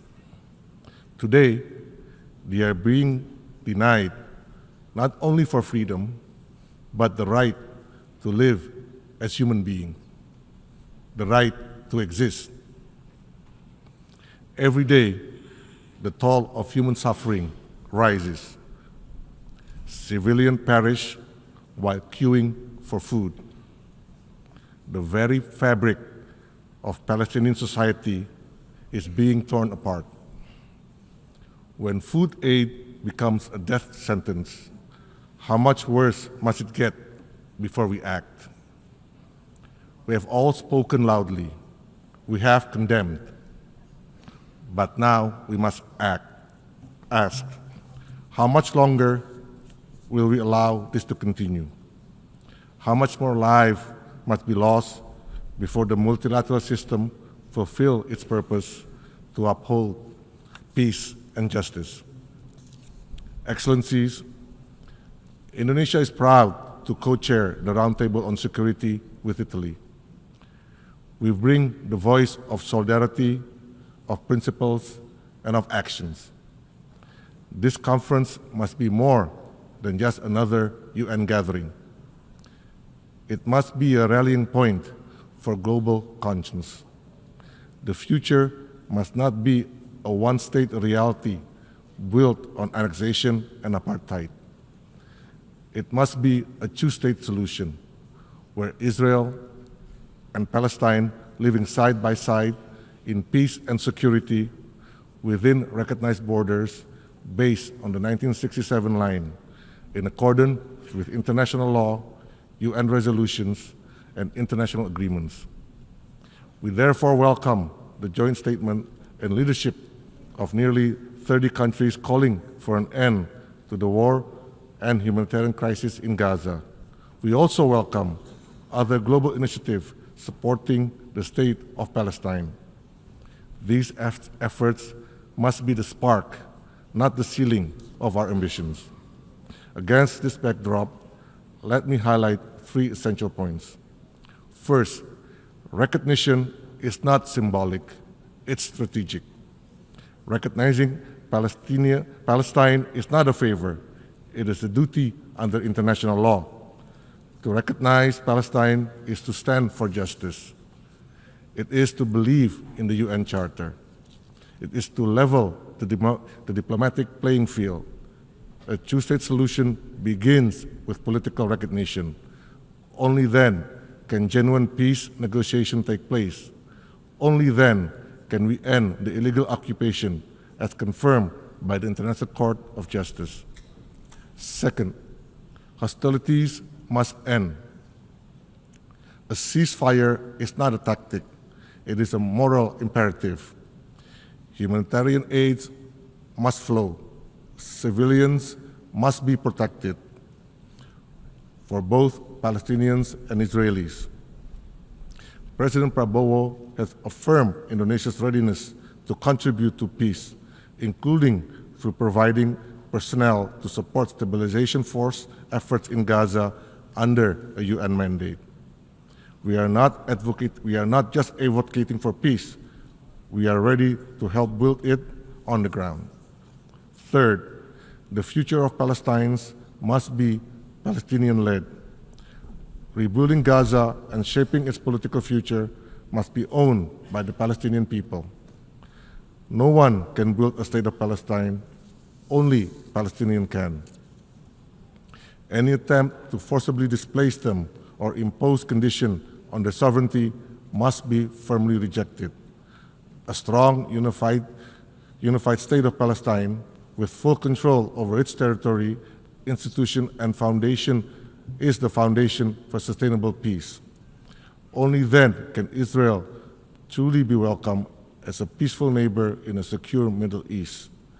Despite the devastation, Indonesia continues to invest in the Palestinian youth, particularly through education, because we believe one day these young people will lead a free, democratic, and sovereign Palestine. Excellencies, the time has come for decisive, irreversible steps to realize the two-state solutions. Indonesia stands ready to work with all countries to this end. I thank you.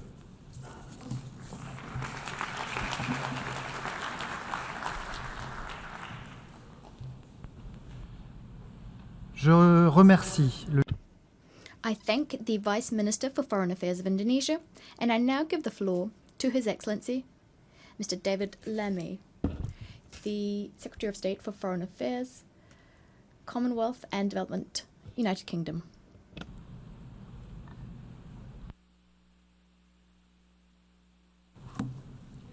Well, thank you, Chair.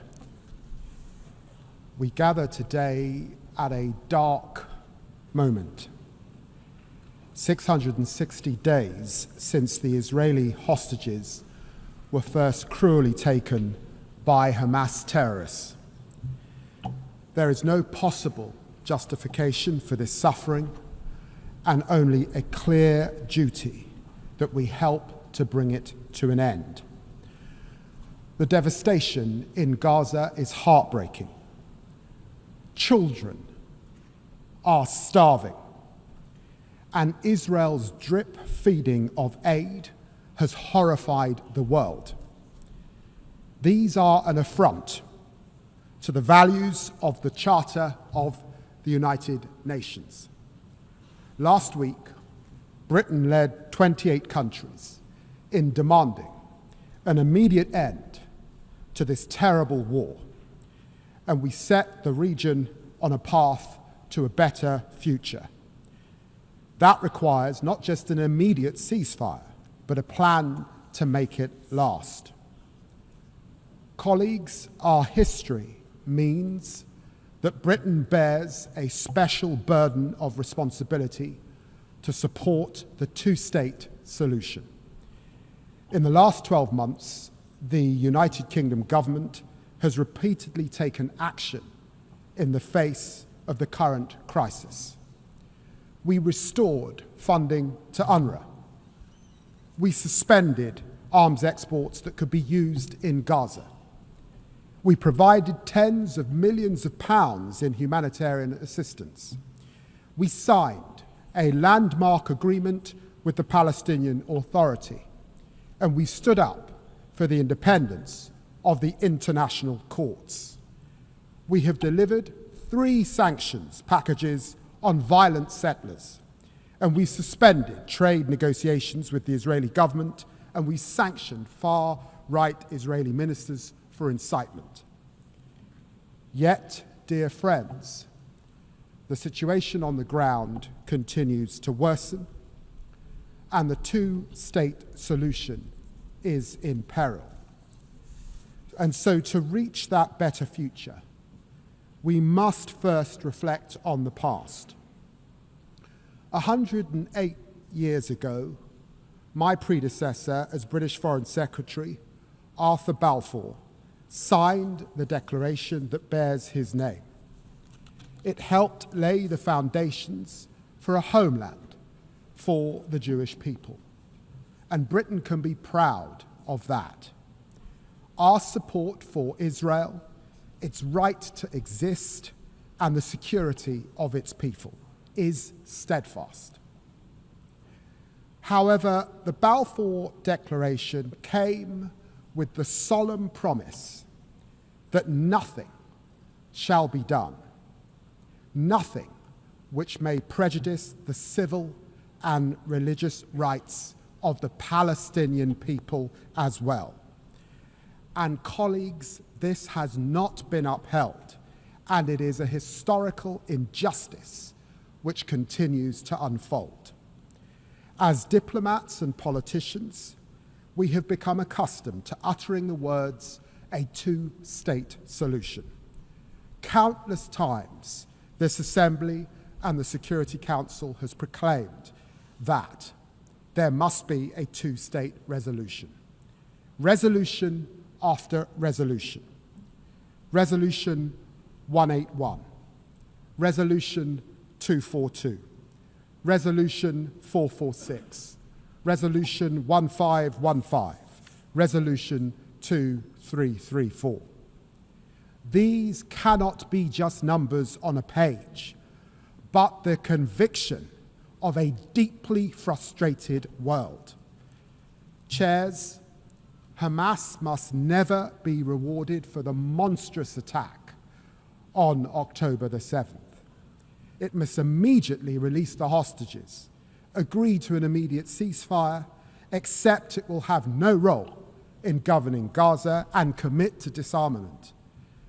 But Hamas are not the Palestinian people, and there is no contradiction between support for Israel's security and support for Palestinian statehood.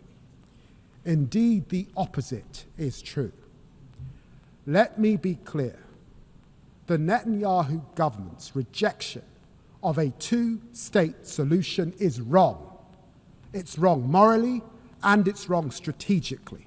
It harms the interests of the Israeli people, closing off the only path to a just and lasting peace. And that is why we are determined to protect the viability of a two-state solution.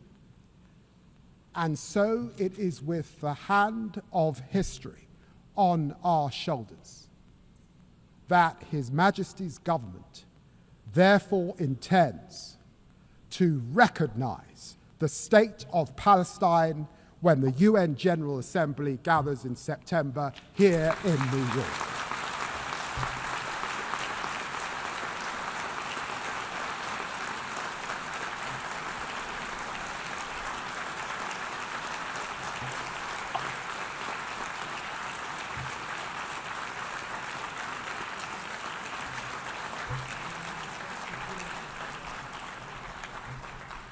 Friends, we will do this unless the Israeli government acts to end the appalling situation in Gaza, ends its military campaign, and commits to a long, sustainable peace based on a two-state solution. Our demands on Hamas also remain absolute and unwavering. Before the UN General Assembly gathers, we will take stock of how far the parties have come in meeting these steps.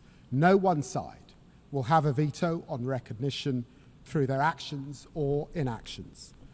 But recognition by itself will not change the situation on the ground. That is why we are taking immediate steps as well, like airdropping humanitarian supplies along with our partners in Jordan, getting injured children into British hospitals, and pressing for the resumption of the United Nations humanitarian assistance. We also believe that a lasting ceasefire requires urgent progress on governance and security in Gaza. We are therefore working with allies on a plan for long-term political negotiations and a two-state solution. Chair, there is no better vision for the future of the region than two states. Israelis living within secure borders, recognized and at peace with their neighbors, free from the threat of terrorism, and Palestinians living in their own state in dignity and security, free of occupation. The decades-long conflict between Israelis and Palestinians cannot be managed or contained. It must now be resolved. Britain is ready to play its full and historic part. Thank you very much.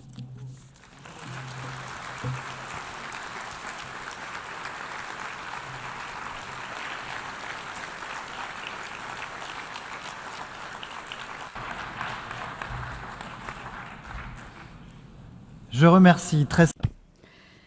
I very much thank the Secretary of State for Foreign, Commonwealth and Development Affairs of the United Kingdom. I now give the floor to His Excellency Mr. Nuh Yilmaz, Deputy Minister for Foreign Affairs of Turkey.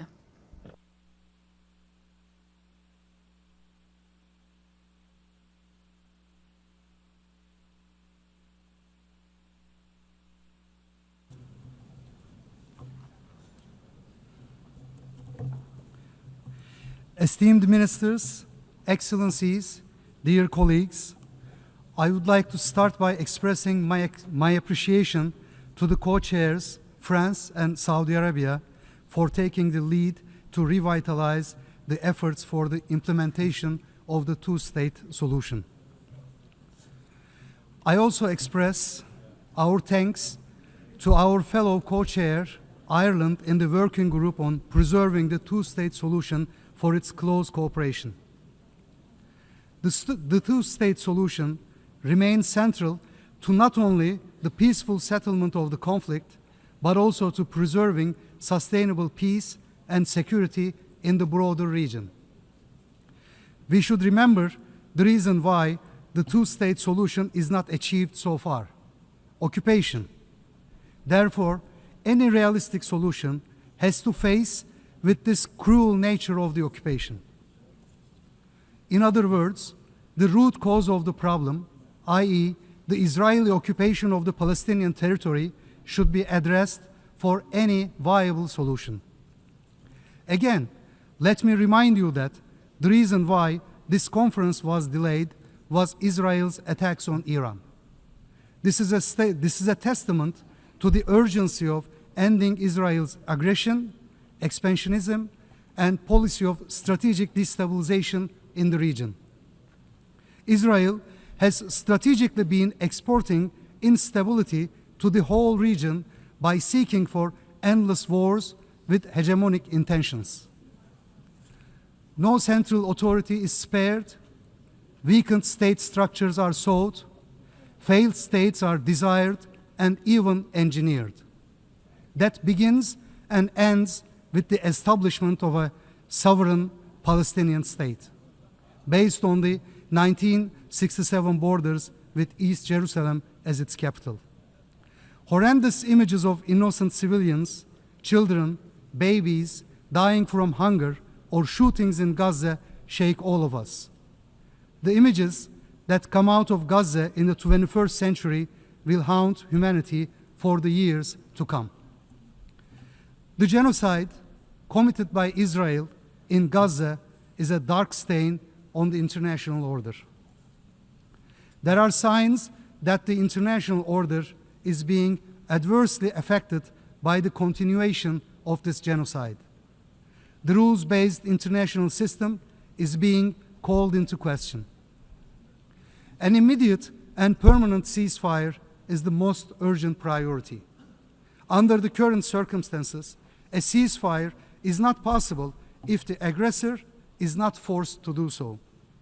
As the international community, we have the obligation to put an end to this man-made human catastrophe. For that, we have to collectively put together more pressure on Israel. For this, the recognition of the state of Palestine is the most imminent step to take by all those who have not yet done so. Within this framework, we welcome all recent moves for recognition. Aside from these urgent political steps, we should also help the Palestinian Authority in capacity building in all possible ways. In parallel to that, reconstruction efforts must be started without delay. The Arab Reconstruction Plan is the only viable plan for the reconstruction of Gaza. Turkey stands ready to contribute actively to these efforts. We stand at a critical moment. Yes, Palestine needs economic support, capacity building, empowering, trade, and any kind of material and moral support. Yet, we must all understand that this is not enough. Palestine needs more. Palestine needs strong and concrete political solidarity that should go hand in hand with coercive measures such as a UN ban on transfers of arms, as well as halting trade with the aggressor. Israel continues to enable illegal settlements. It even goes beyond, with its government chanting openly and loudly for the annexation of Palestinian territories. Settlerism is theft, settlerism is crime, settlerism is an anachronistic version of colonialism in the 21st century. Settler terrorism should not go unpunished. Settlers and their enablers must face consequences. Last but not least, the implementation of the two-state solution requires solid institutions and the protection of Palestinian people. Thus, supporting the Palestinian Authority and preventing Israeli actions aiming to uproot the Palestinian nation from their homeland are crucial for any credible roadmap for Palestinian statehood. Excellencies, with regard to the draft outcome document of our conference, particularly its paragraph 11, Turkey is of the opinion that, based on the decades-long Israeli record, the handover of weapons by the Palestinian armed groups should be closely conditioned to the realization of an independent, sovereign, and contiguous Palestinian state on the 67 borders with East Jerusalem as its capital, or an agreement reached among the Palestinian groups as part of the reconciliation process. But we did not break the silence, once again, to preserve the unity of the international community. We hope that our concern will be taken into consideration by the member states in their relationships and in the future processes. Turkey will continue its unwavering support for law, justice, and hence the rights of the Palestinian people who are in desperate need of our active and concrete support. Thank you.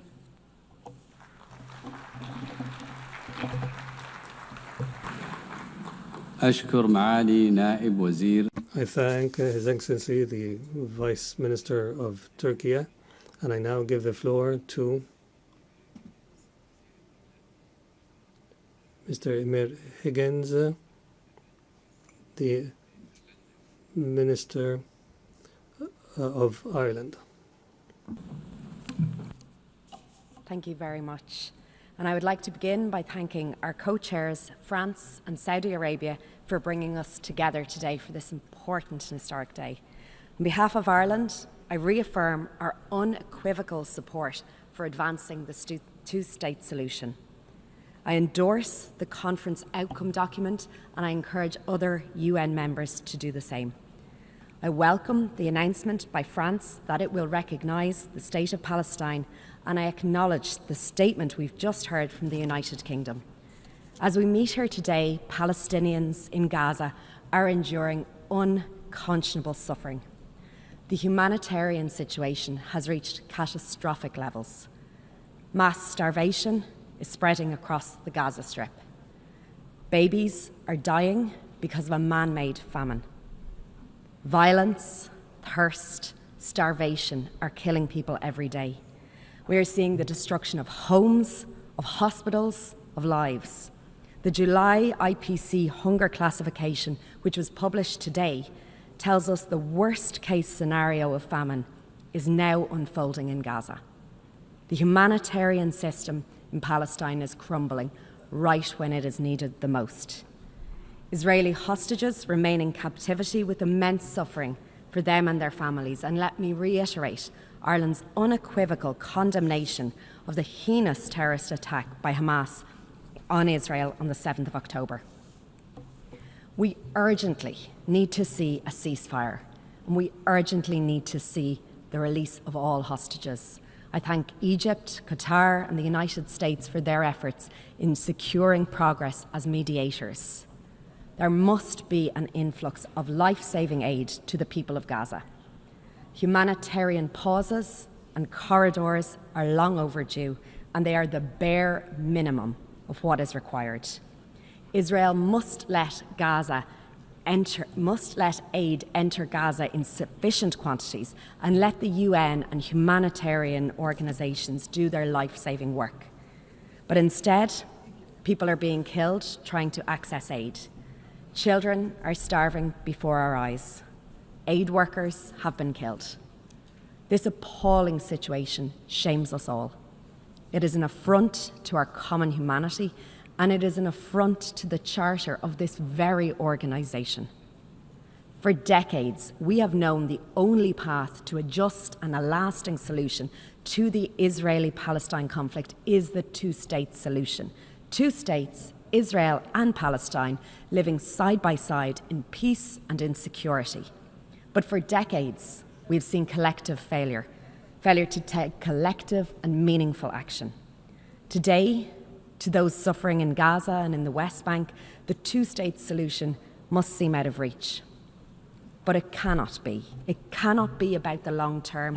It has to be about the here and now. It has to be about today.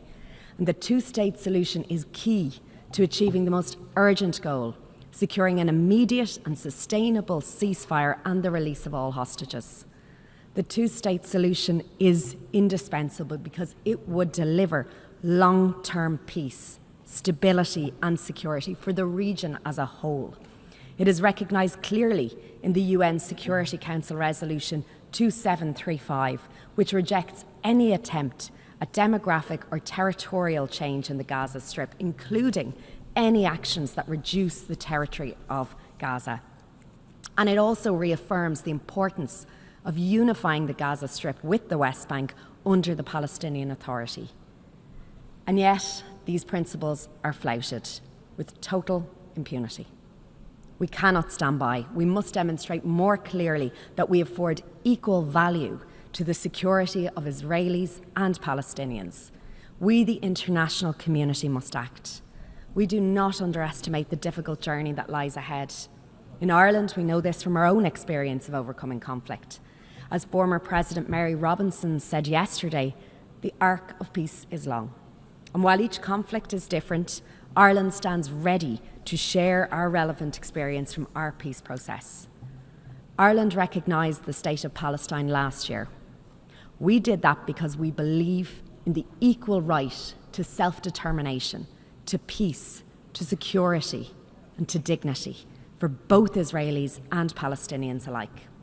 We welcome the announcement by France that it will recognise Palestine, and we acknowledge the statement we've just received from the United Kingdom.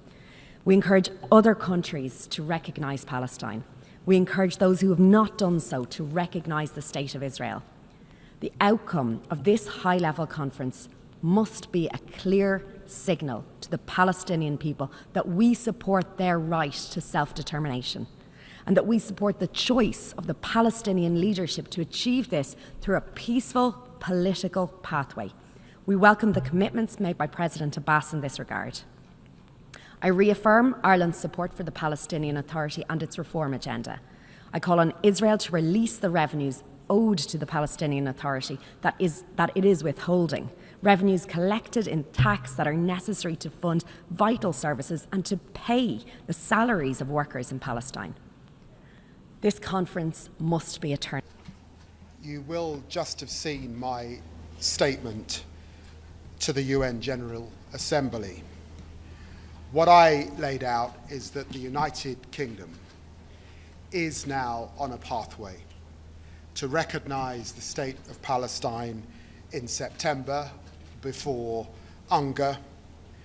We have always believed that there is no better vision for the future of the region than two states.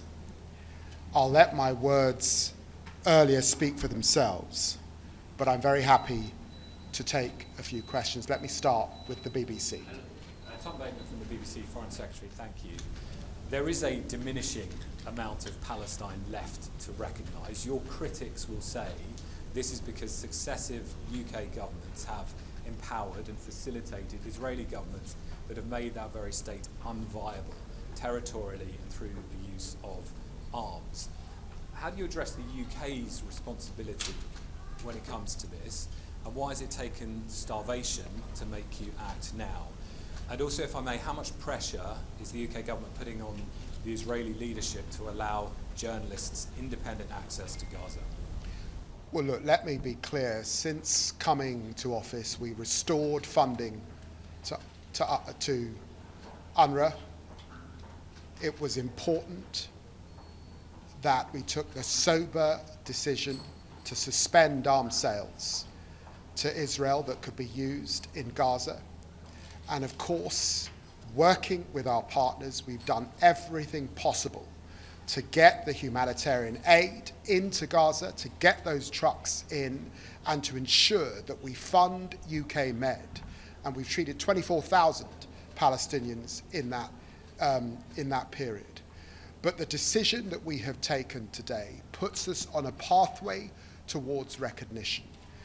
And over the next 8 weeks, what we are attempting to do is affect the situation on the ground.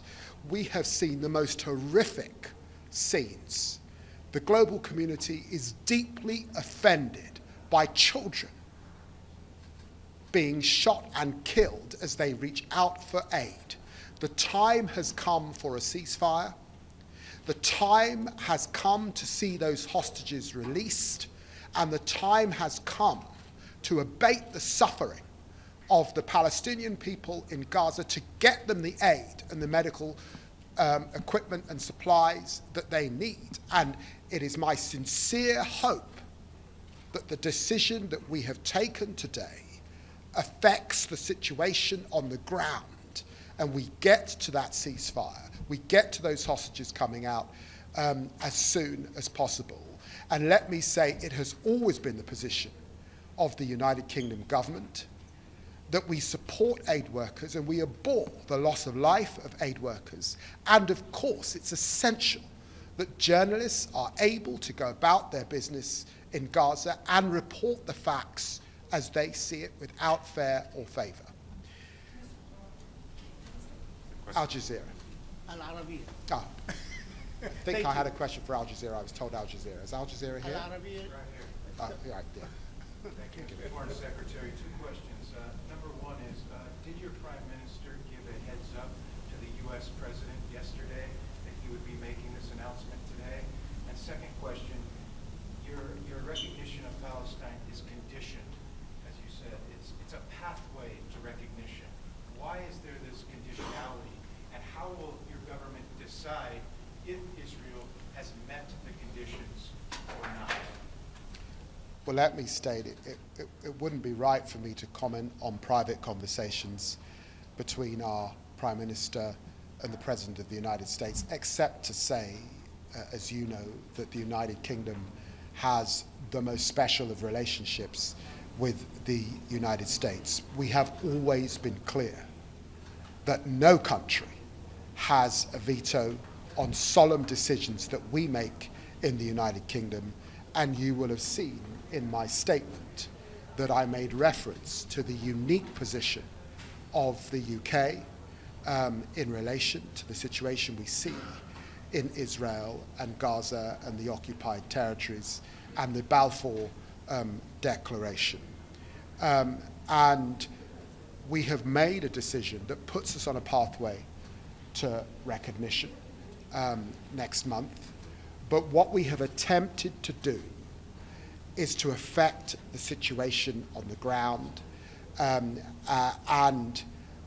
I sincerely hope that we see a dramatic improvement in the suffering, that we see a commitment to a ceasefire, and we see a commitment to a diplomatic process such that we do not get a pause in relation to that ceasefire, but we get an enduring peace. And it's for us to assess those conditions as we get to next month.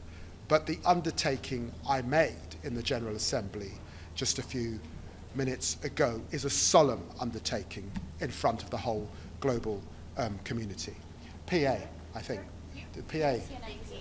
AP, sorry, AP. Thank you.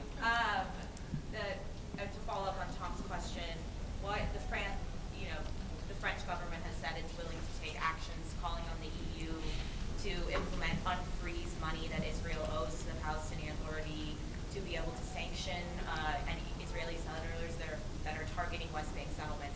What is the UK planning on doing to be able to coerce or incentivize Israel to fall in line?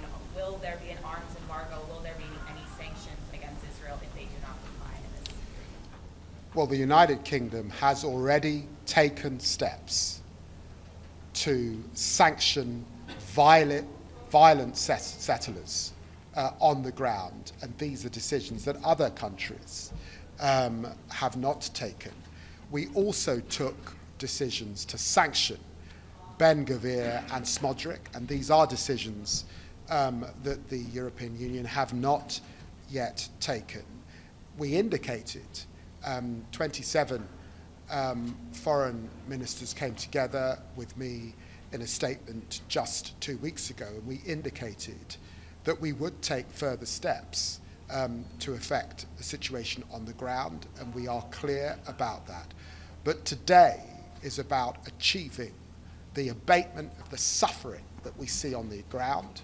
We have to have those trucks get in, and our assessment is that 25 trucks went in, I think, on Sunday, perhaps up to 35 just in this last period. We have delivered 20 tons of aid with our Jordanian friends into northern Gaza in terms of airdrops to alleviate the suffering, and obviously to ensure that those airdrops landed safely in a clear path. But that will not ease the suffering that we are seeing, the malnourishment that now is widespread, and the fear of starvation that is a global concern. And so the United Kingdom, working with partners, and you've seen us working with our Arab partners, but obviously working alongside France and Saudi Arabia today, we are all attempting to bring an end to this suffering. Thank you very much indeed. Thank you.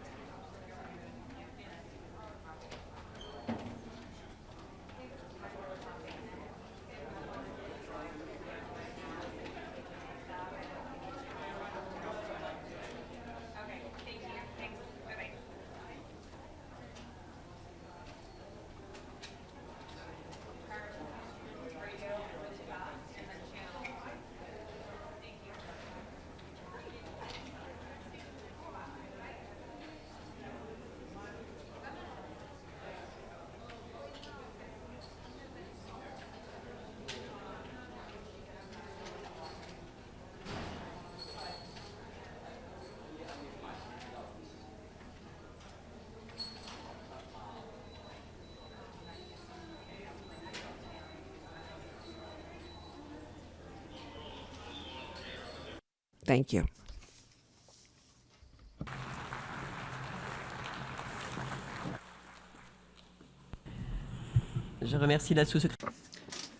I thank the Vice Minister for Foreign Affairs and International Cooperation of Italy. I now give the floor to His Excellency Florian Hahn, Minister of State at the Federal Foreign Office of Germany.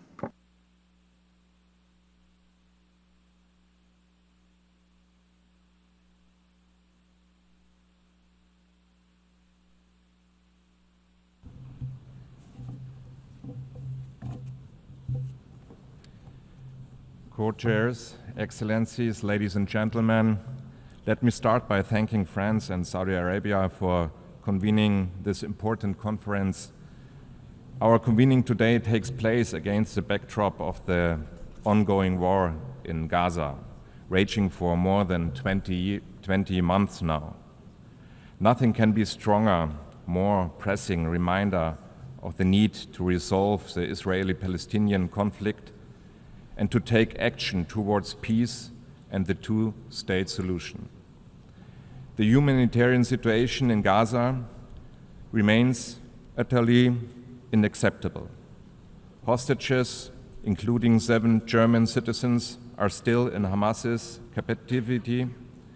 The man-made hunger crisis afflicting civilians in Gaza is especially unsettling. All this will have irreversible consequences for generations. Germany, therefore, demands immediate, safe, rapid, unhindered, and sustained access by the UN and humanitarian organizations, an immediate ceasefire, and the unconditional release of hostages now. More than 600 trucks are waiting in Al-Arish at the Egyptian border alone, and Germany committed up to $350 million in humanitarian assistance since October 2023 to operations in the Palestinian territories. Ladies and gentlemen, Germany will always be unbreakably committed towards security of the State of Israel and its people.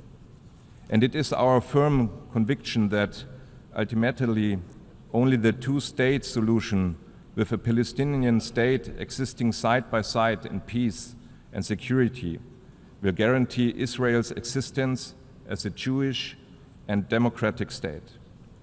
Or to put it in other words, all people in the region have to be able to live without fear and in dignity.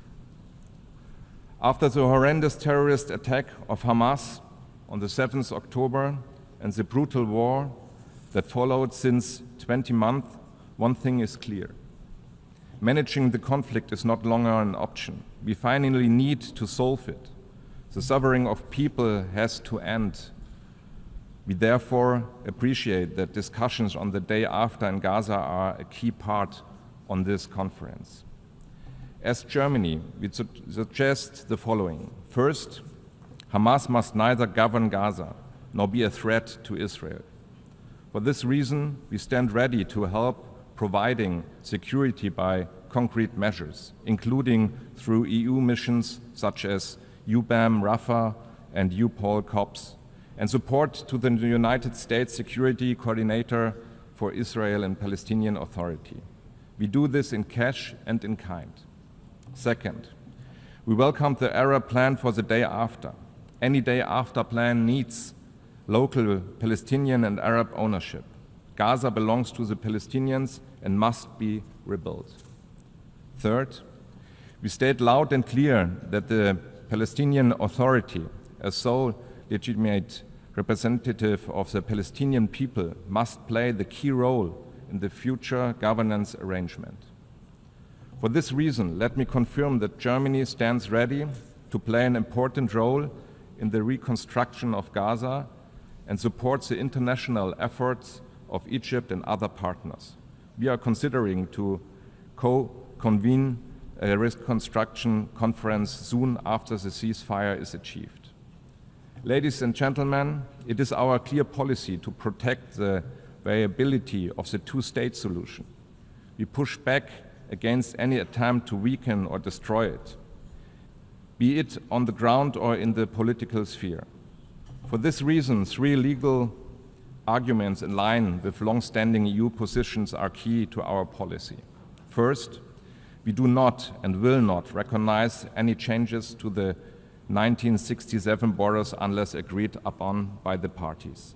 Second, we consider Israeli settlements in the occupied territories unlawful and a serious obstacle to peace.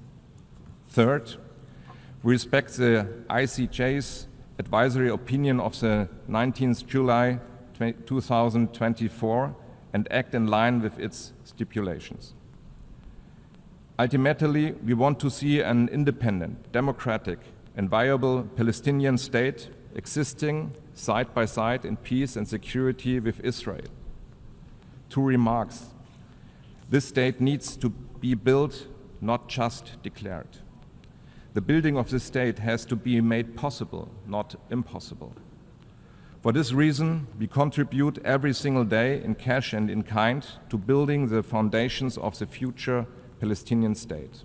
First, the total value of our ongoing bilateral development cooperation with the Palestinian Authority amounts to more than $1 billion in total.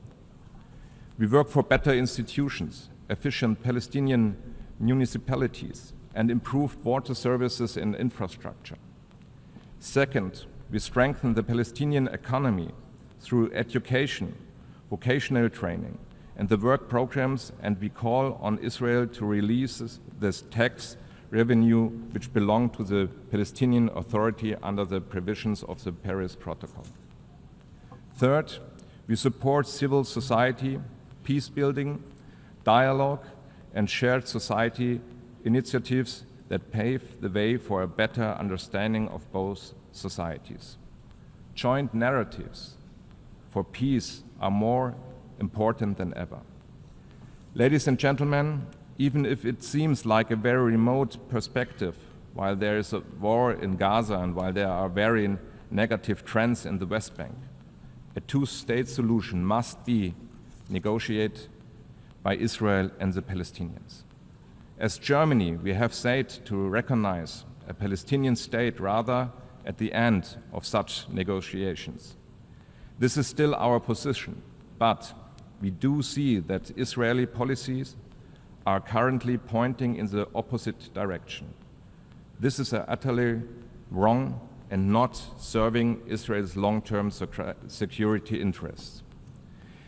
We therefore urge Israel to engage in the political process for a two-state solution, which is launched with the conference today. This is a way to achieve lasting peace and lasting security. Thank you very much.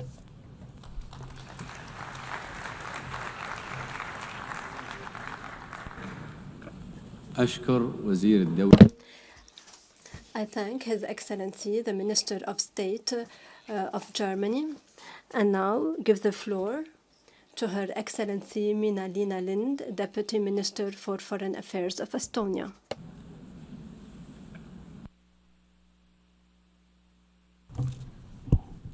Co-chairs and colleagues, let me add Estonia's voice to some very important statements already made during this conference. So as we are living in a world increasingly shaped by conflict, the international rules-based order with the UN Charter at its core is under a growing strain. One of the clearest and most painful examples in the ongoing conflict between Israel and Palestine, it stands as a symbol of our collective failure. Failure to prevent suffering, to mediate peace, to uphold international law, and to protect the innocent. We must ask ourselves, how can we, in the 21st century, allow this conflict to continue threatening both people?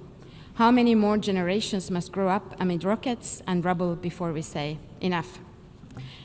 There are no words enough to describe the devastation caused by escalation of violence since 7 October 2023.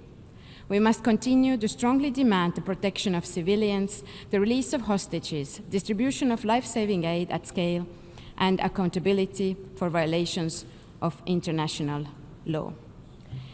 Estonia has consistently worked towards these aims and provided humanitarian assistance through international humanitarian organizations.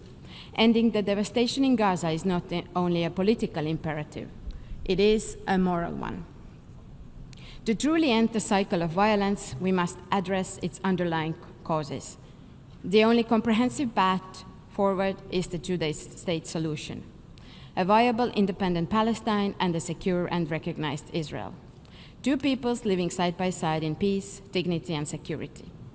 This path requires meaningful engagement, courage, and leadership from both Israelis and Palestinians. We need to insist on benefits of dialogue, empower responsible voices, and support those who still believe that peace is possible. It also requires a committed international community. We need honest brokers who are guided by justice and long-term vision. We commend those countries and leaders who have undertaken that task and put in their effort throughout the years. We agree that it is high time to move beyond ideals towards practical implementation of the two-state solution.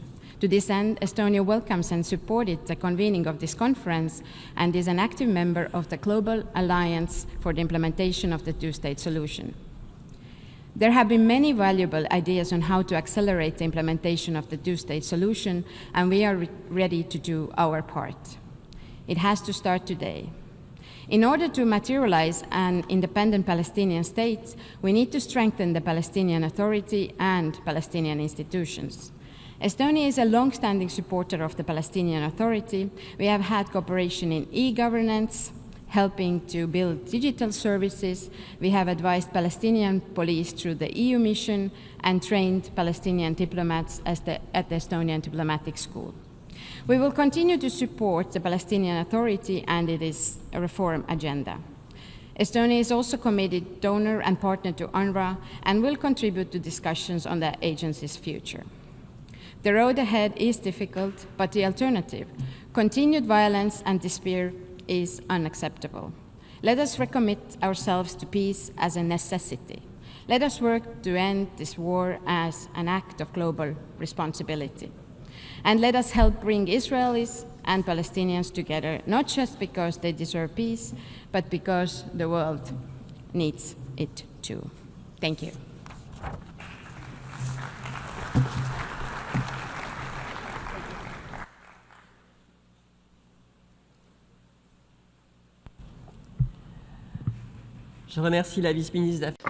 I thank the Deputy Minister for Foreign Affairs of Estonia, and I now give the floor to His Excellency Herbert Scheibner, Special Envoy of the Republic of Austria for the Two-State Solution Conference.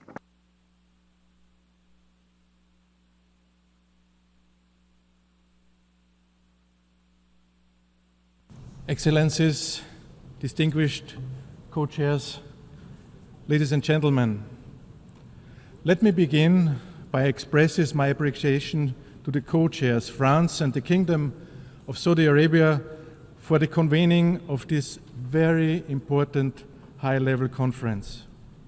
Austria remains firmly committed to a comprehensive, just, and lasting peace in the Middle East, a peace in which two democratic states, Israel and Palestine, live side by side in peace and security within secure and international recognized borders.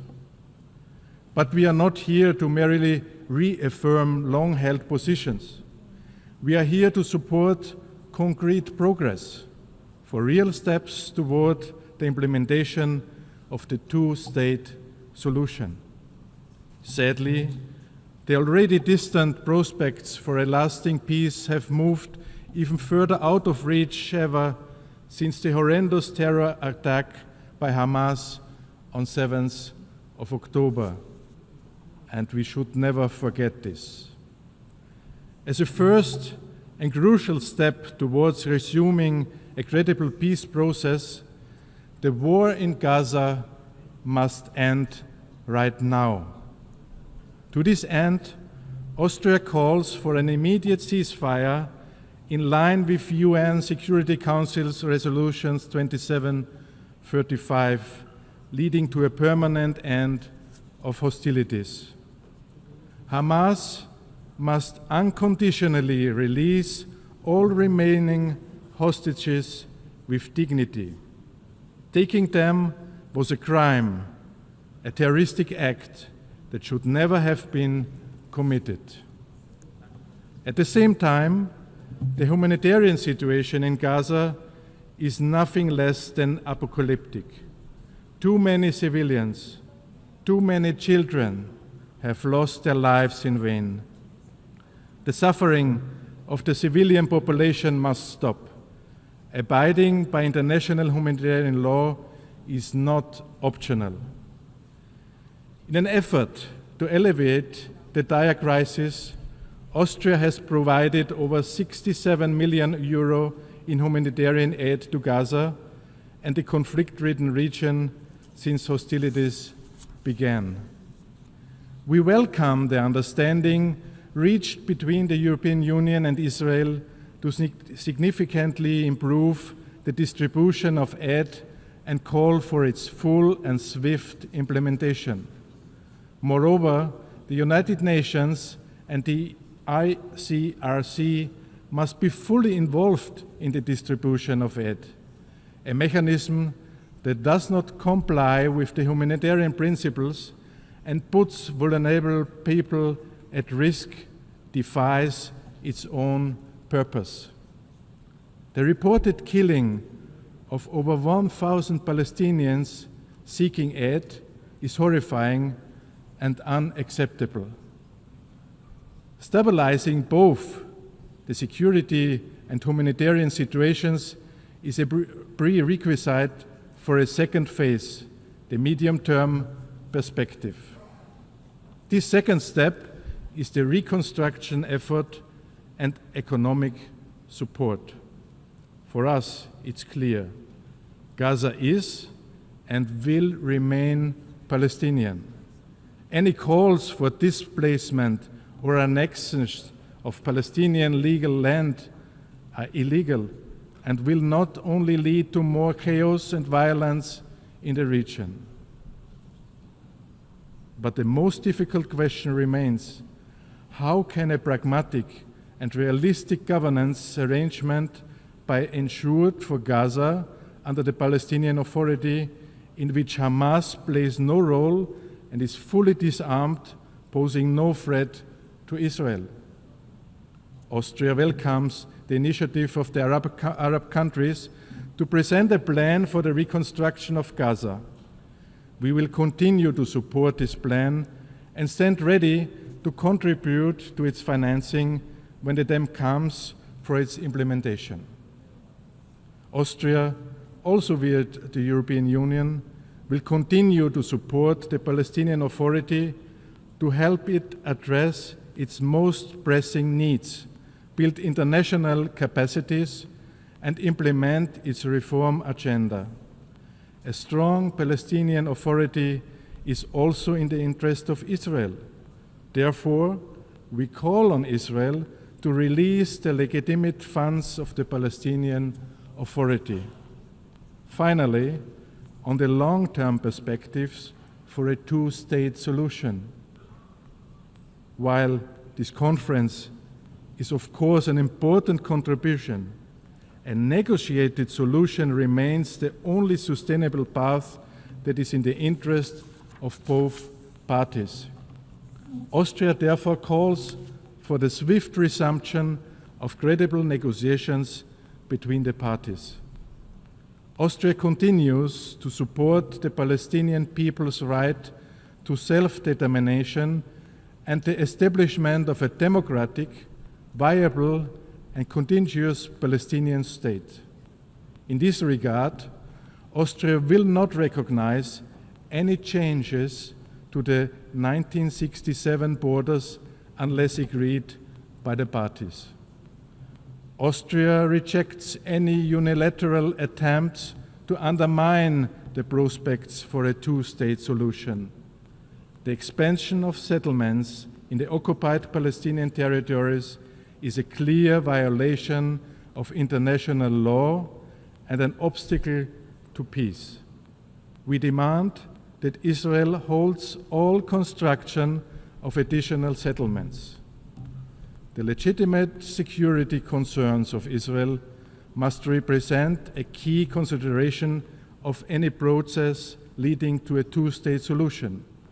All actors in the region must clearly reject any kind of terrorism.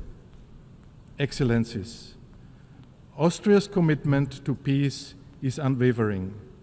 The international community has a clear role to play to enable, to support, and to hold all parties accountable. You ever can count on Austria to continue to stand always on the side of peace. Thank you very much.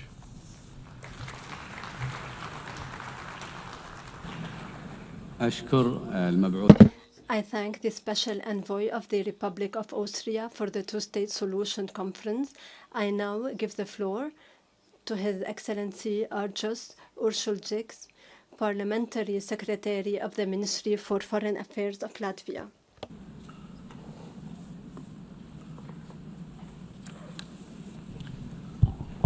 Distinguished participants, ministers, excellencies, ladies and gentlemen. Let me begin by thanking France and the Kingdom of Saudi Arabia for convening this meeting at a critically important time. As a newly elected member of the United Nations Security Council, we are humbled by the responsibility we now share in upholding international peace and security. We approach this role guided by our own history of striving for sovereignty, dignity, and international recognition.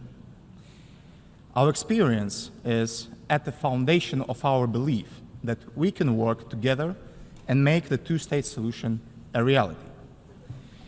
We have been striving for peace in the Middle East for several decades, and the current crisis, triggered by the brutal terror attacks of Hamas against Israel, is a testament to the necessity for a political horizon that can guarantee the security of both Israel and the Palestinians.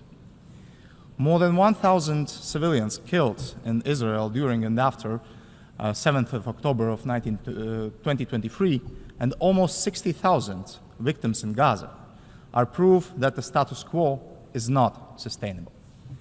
It is vital not to permit Hamas terrorists and other radical groups to hijack the Palestinian cause. Therefore, Latvia joins the international community in calling for immediate release of all hostages without preconditions, immediate return to the ceasefire, and ensuring supplying humanitarian aid at scale. Unfortunately, humanitarian situation in Gaza continues to spiral. Reports about civilian killings in Gaza while attempting to receive humanitarian assistance are deeply worrying and require immediate and independent investigation. Therefore, all efforts to expand humanitarian access to Gaza must be implemented swiftly and fully. The current crisis cements Latvia's firm belief that the only path to sustainable peace is through upholding international law, including international humanitarian law and the principles of UN Charter, in the Middle East and in other ongoing wars around the globe. We can build upon the Peace Day effort, expanding its focus beyond the day after to formulate concrete steps that will lead to the lasting solution. Meanwhile, it is essential to provide political and practical support for the legitimate Palestinian authorities, which the European Union, including Latvia, has strived to do for many decades. This should bolster the standing of Palestinian representation in potential peace talks and prepare the way for democratic elections in Palestine that should result in a government that has a strong mandate for negotiations towards a lasting, peaceful settlement. And in this regard, we welcome the intention to hold elections for a new Palestinian National Council before the end of the year. Latvia believes that the two-state solution must not be only a slogan. It must be a common goal for both sides and also for international community. Two-state solution also means recognizing Israel's right to exist as a state, and it is also a name that leads to mutual recognition and practical guarantees for both sides, because the alternative is further cycles of more destructive violence and radicalization. So let me take the opportunity to welcome the current conference once again as a crucial step towards building a roadmap that leads to the realization of the two-state solution. This should lead to direct negotiations guided by international law and relevant United Nations Security Council resolutions, resulting in two states living side by side in peace and security. Thank you.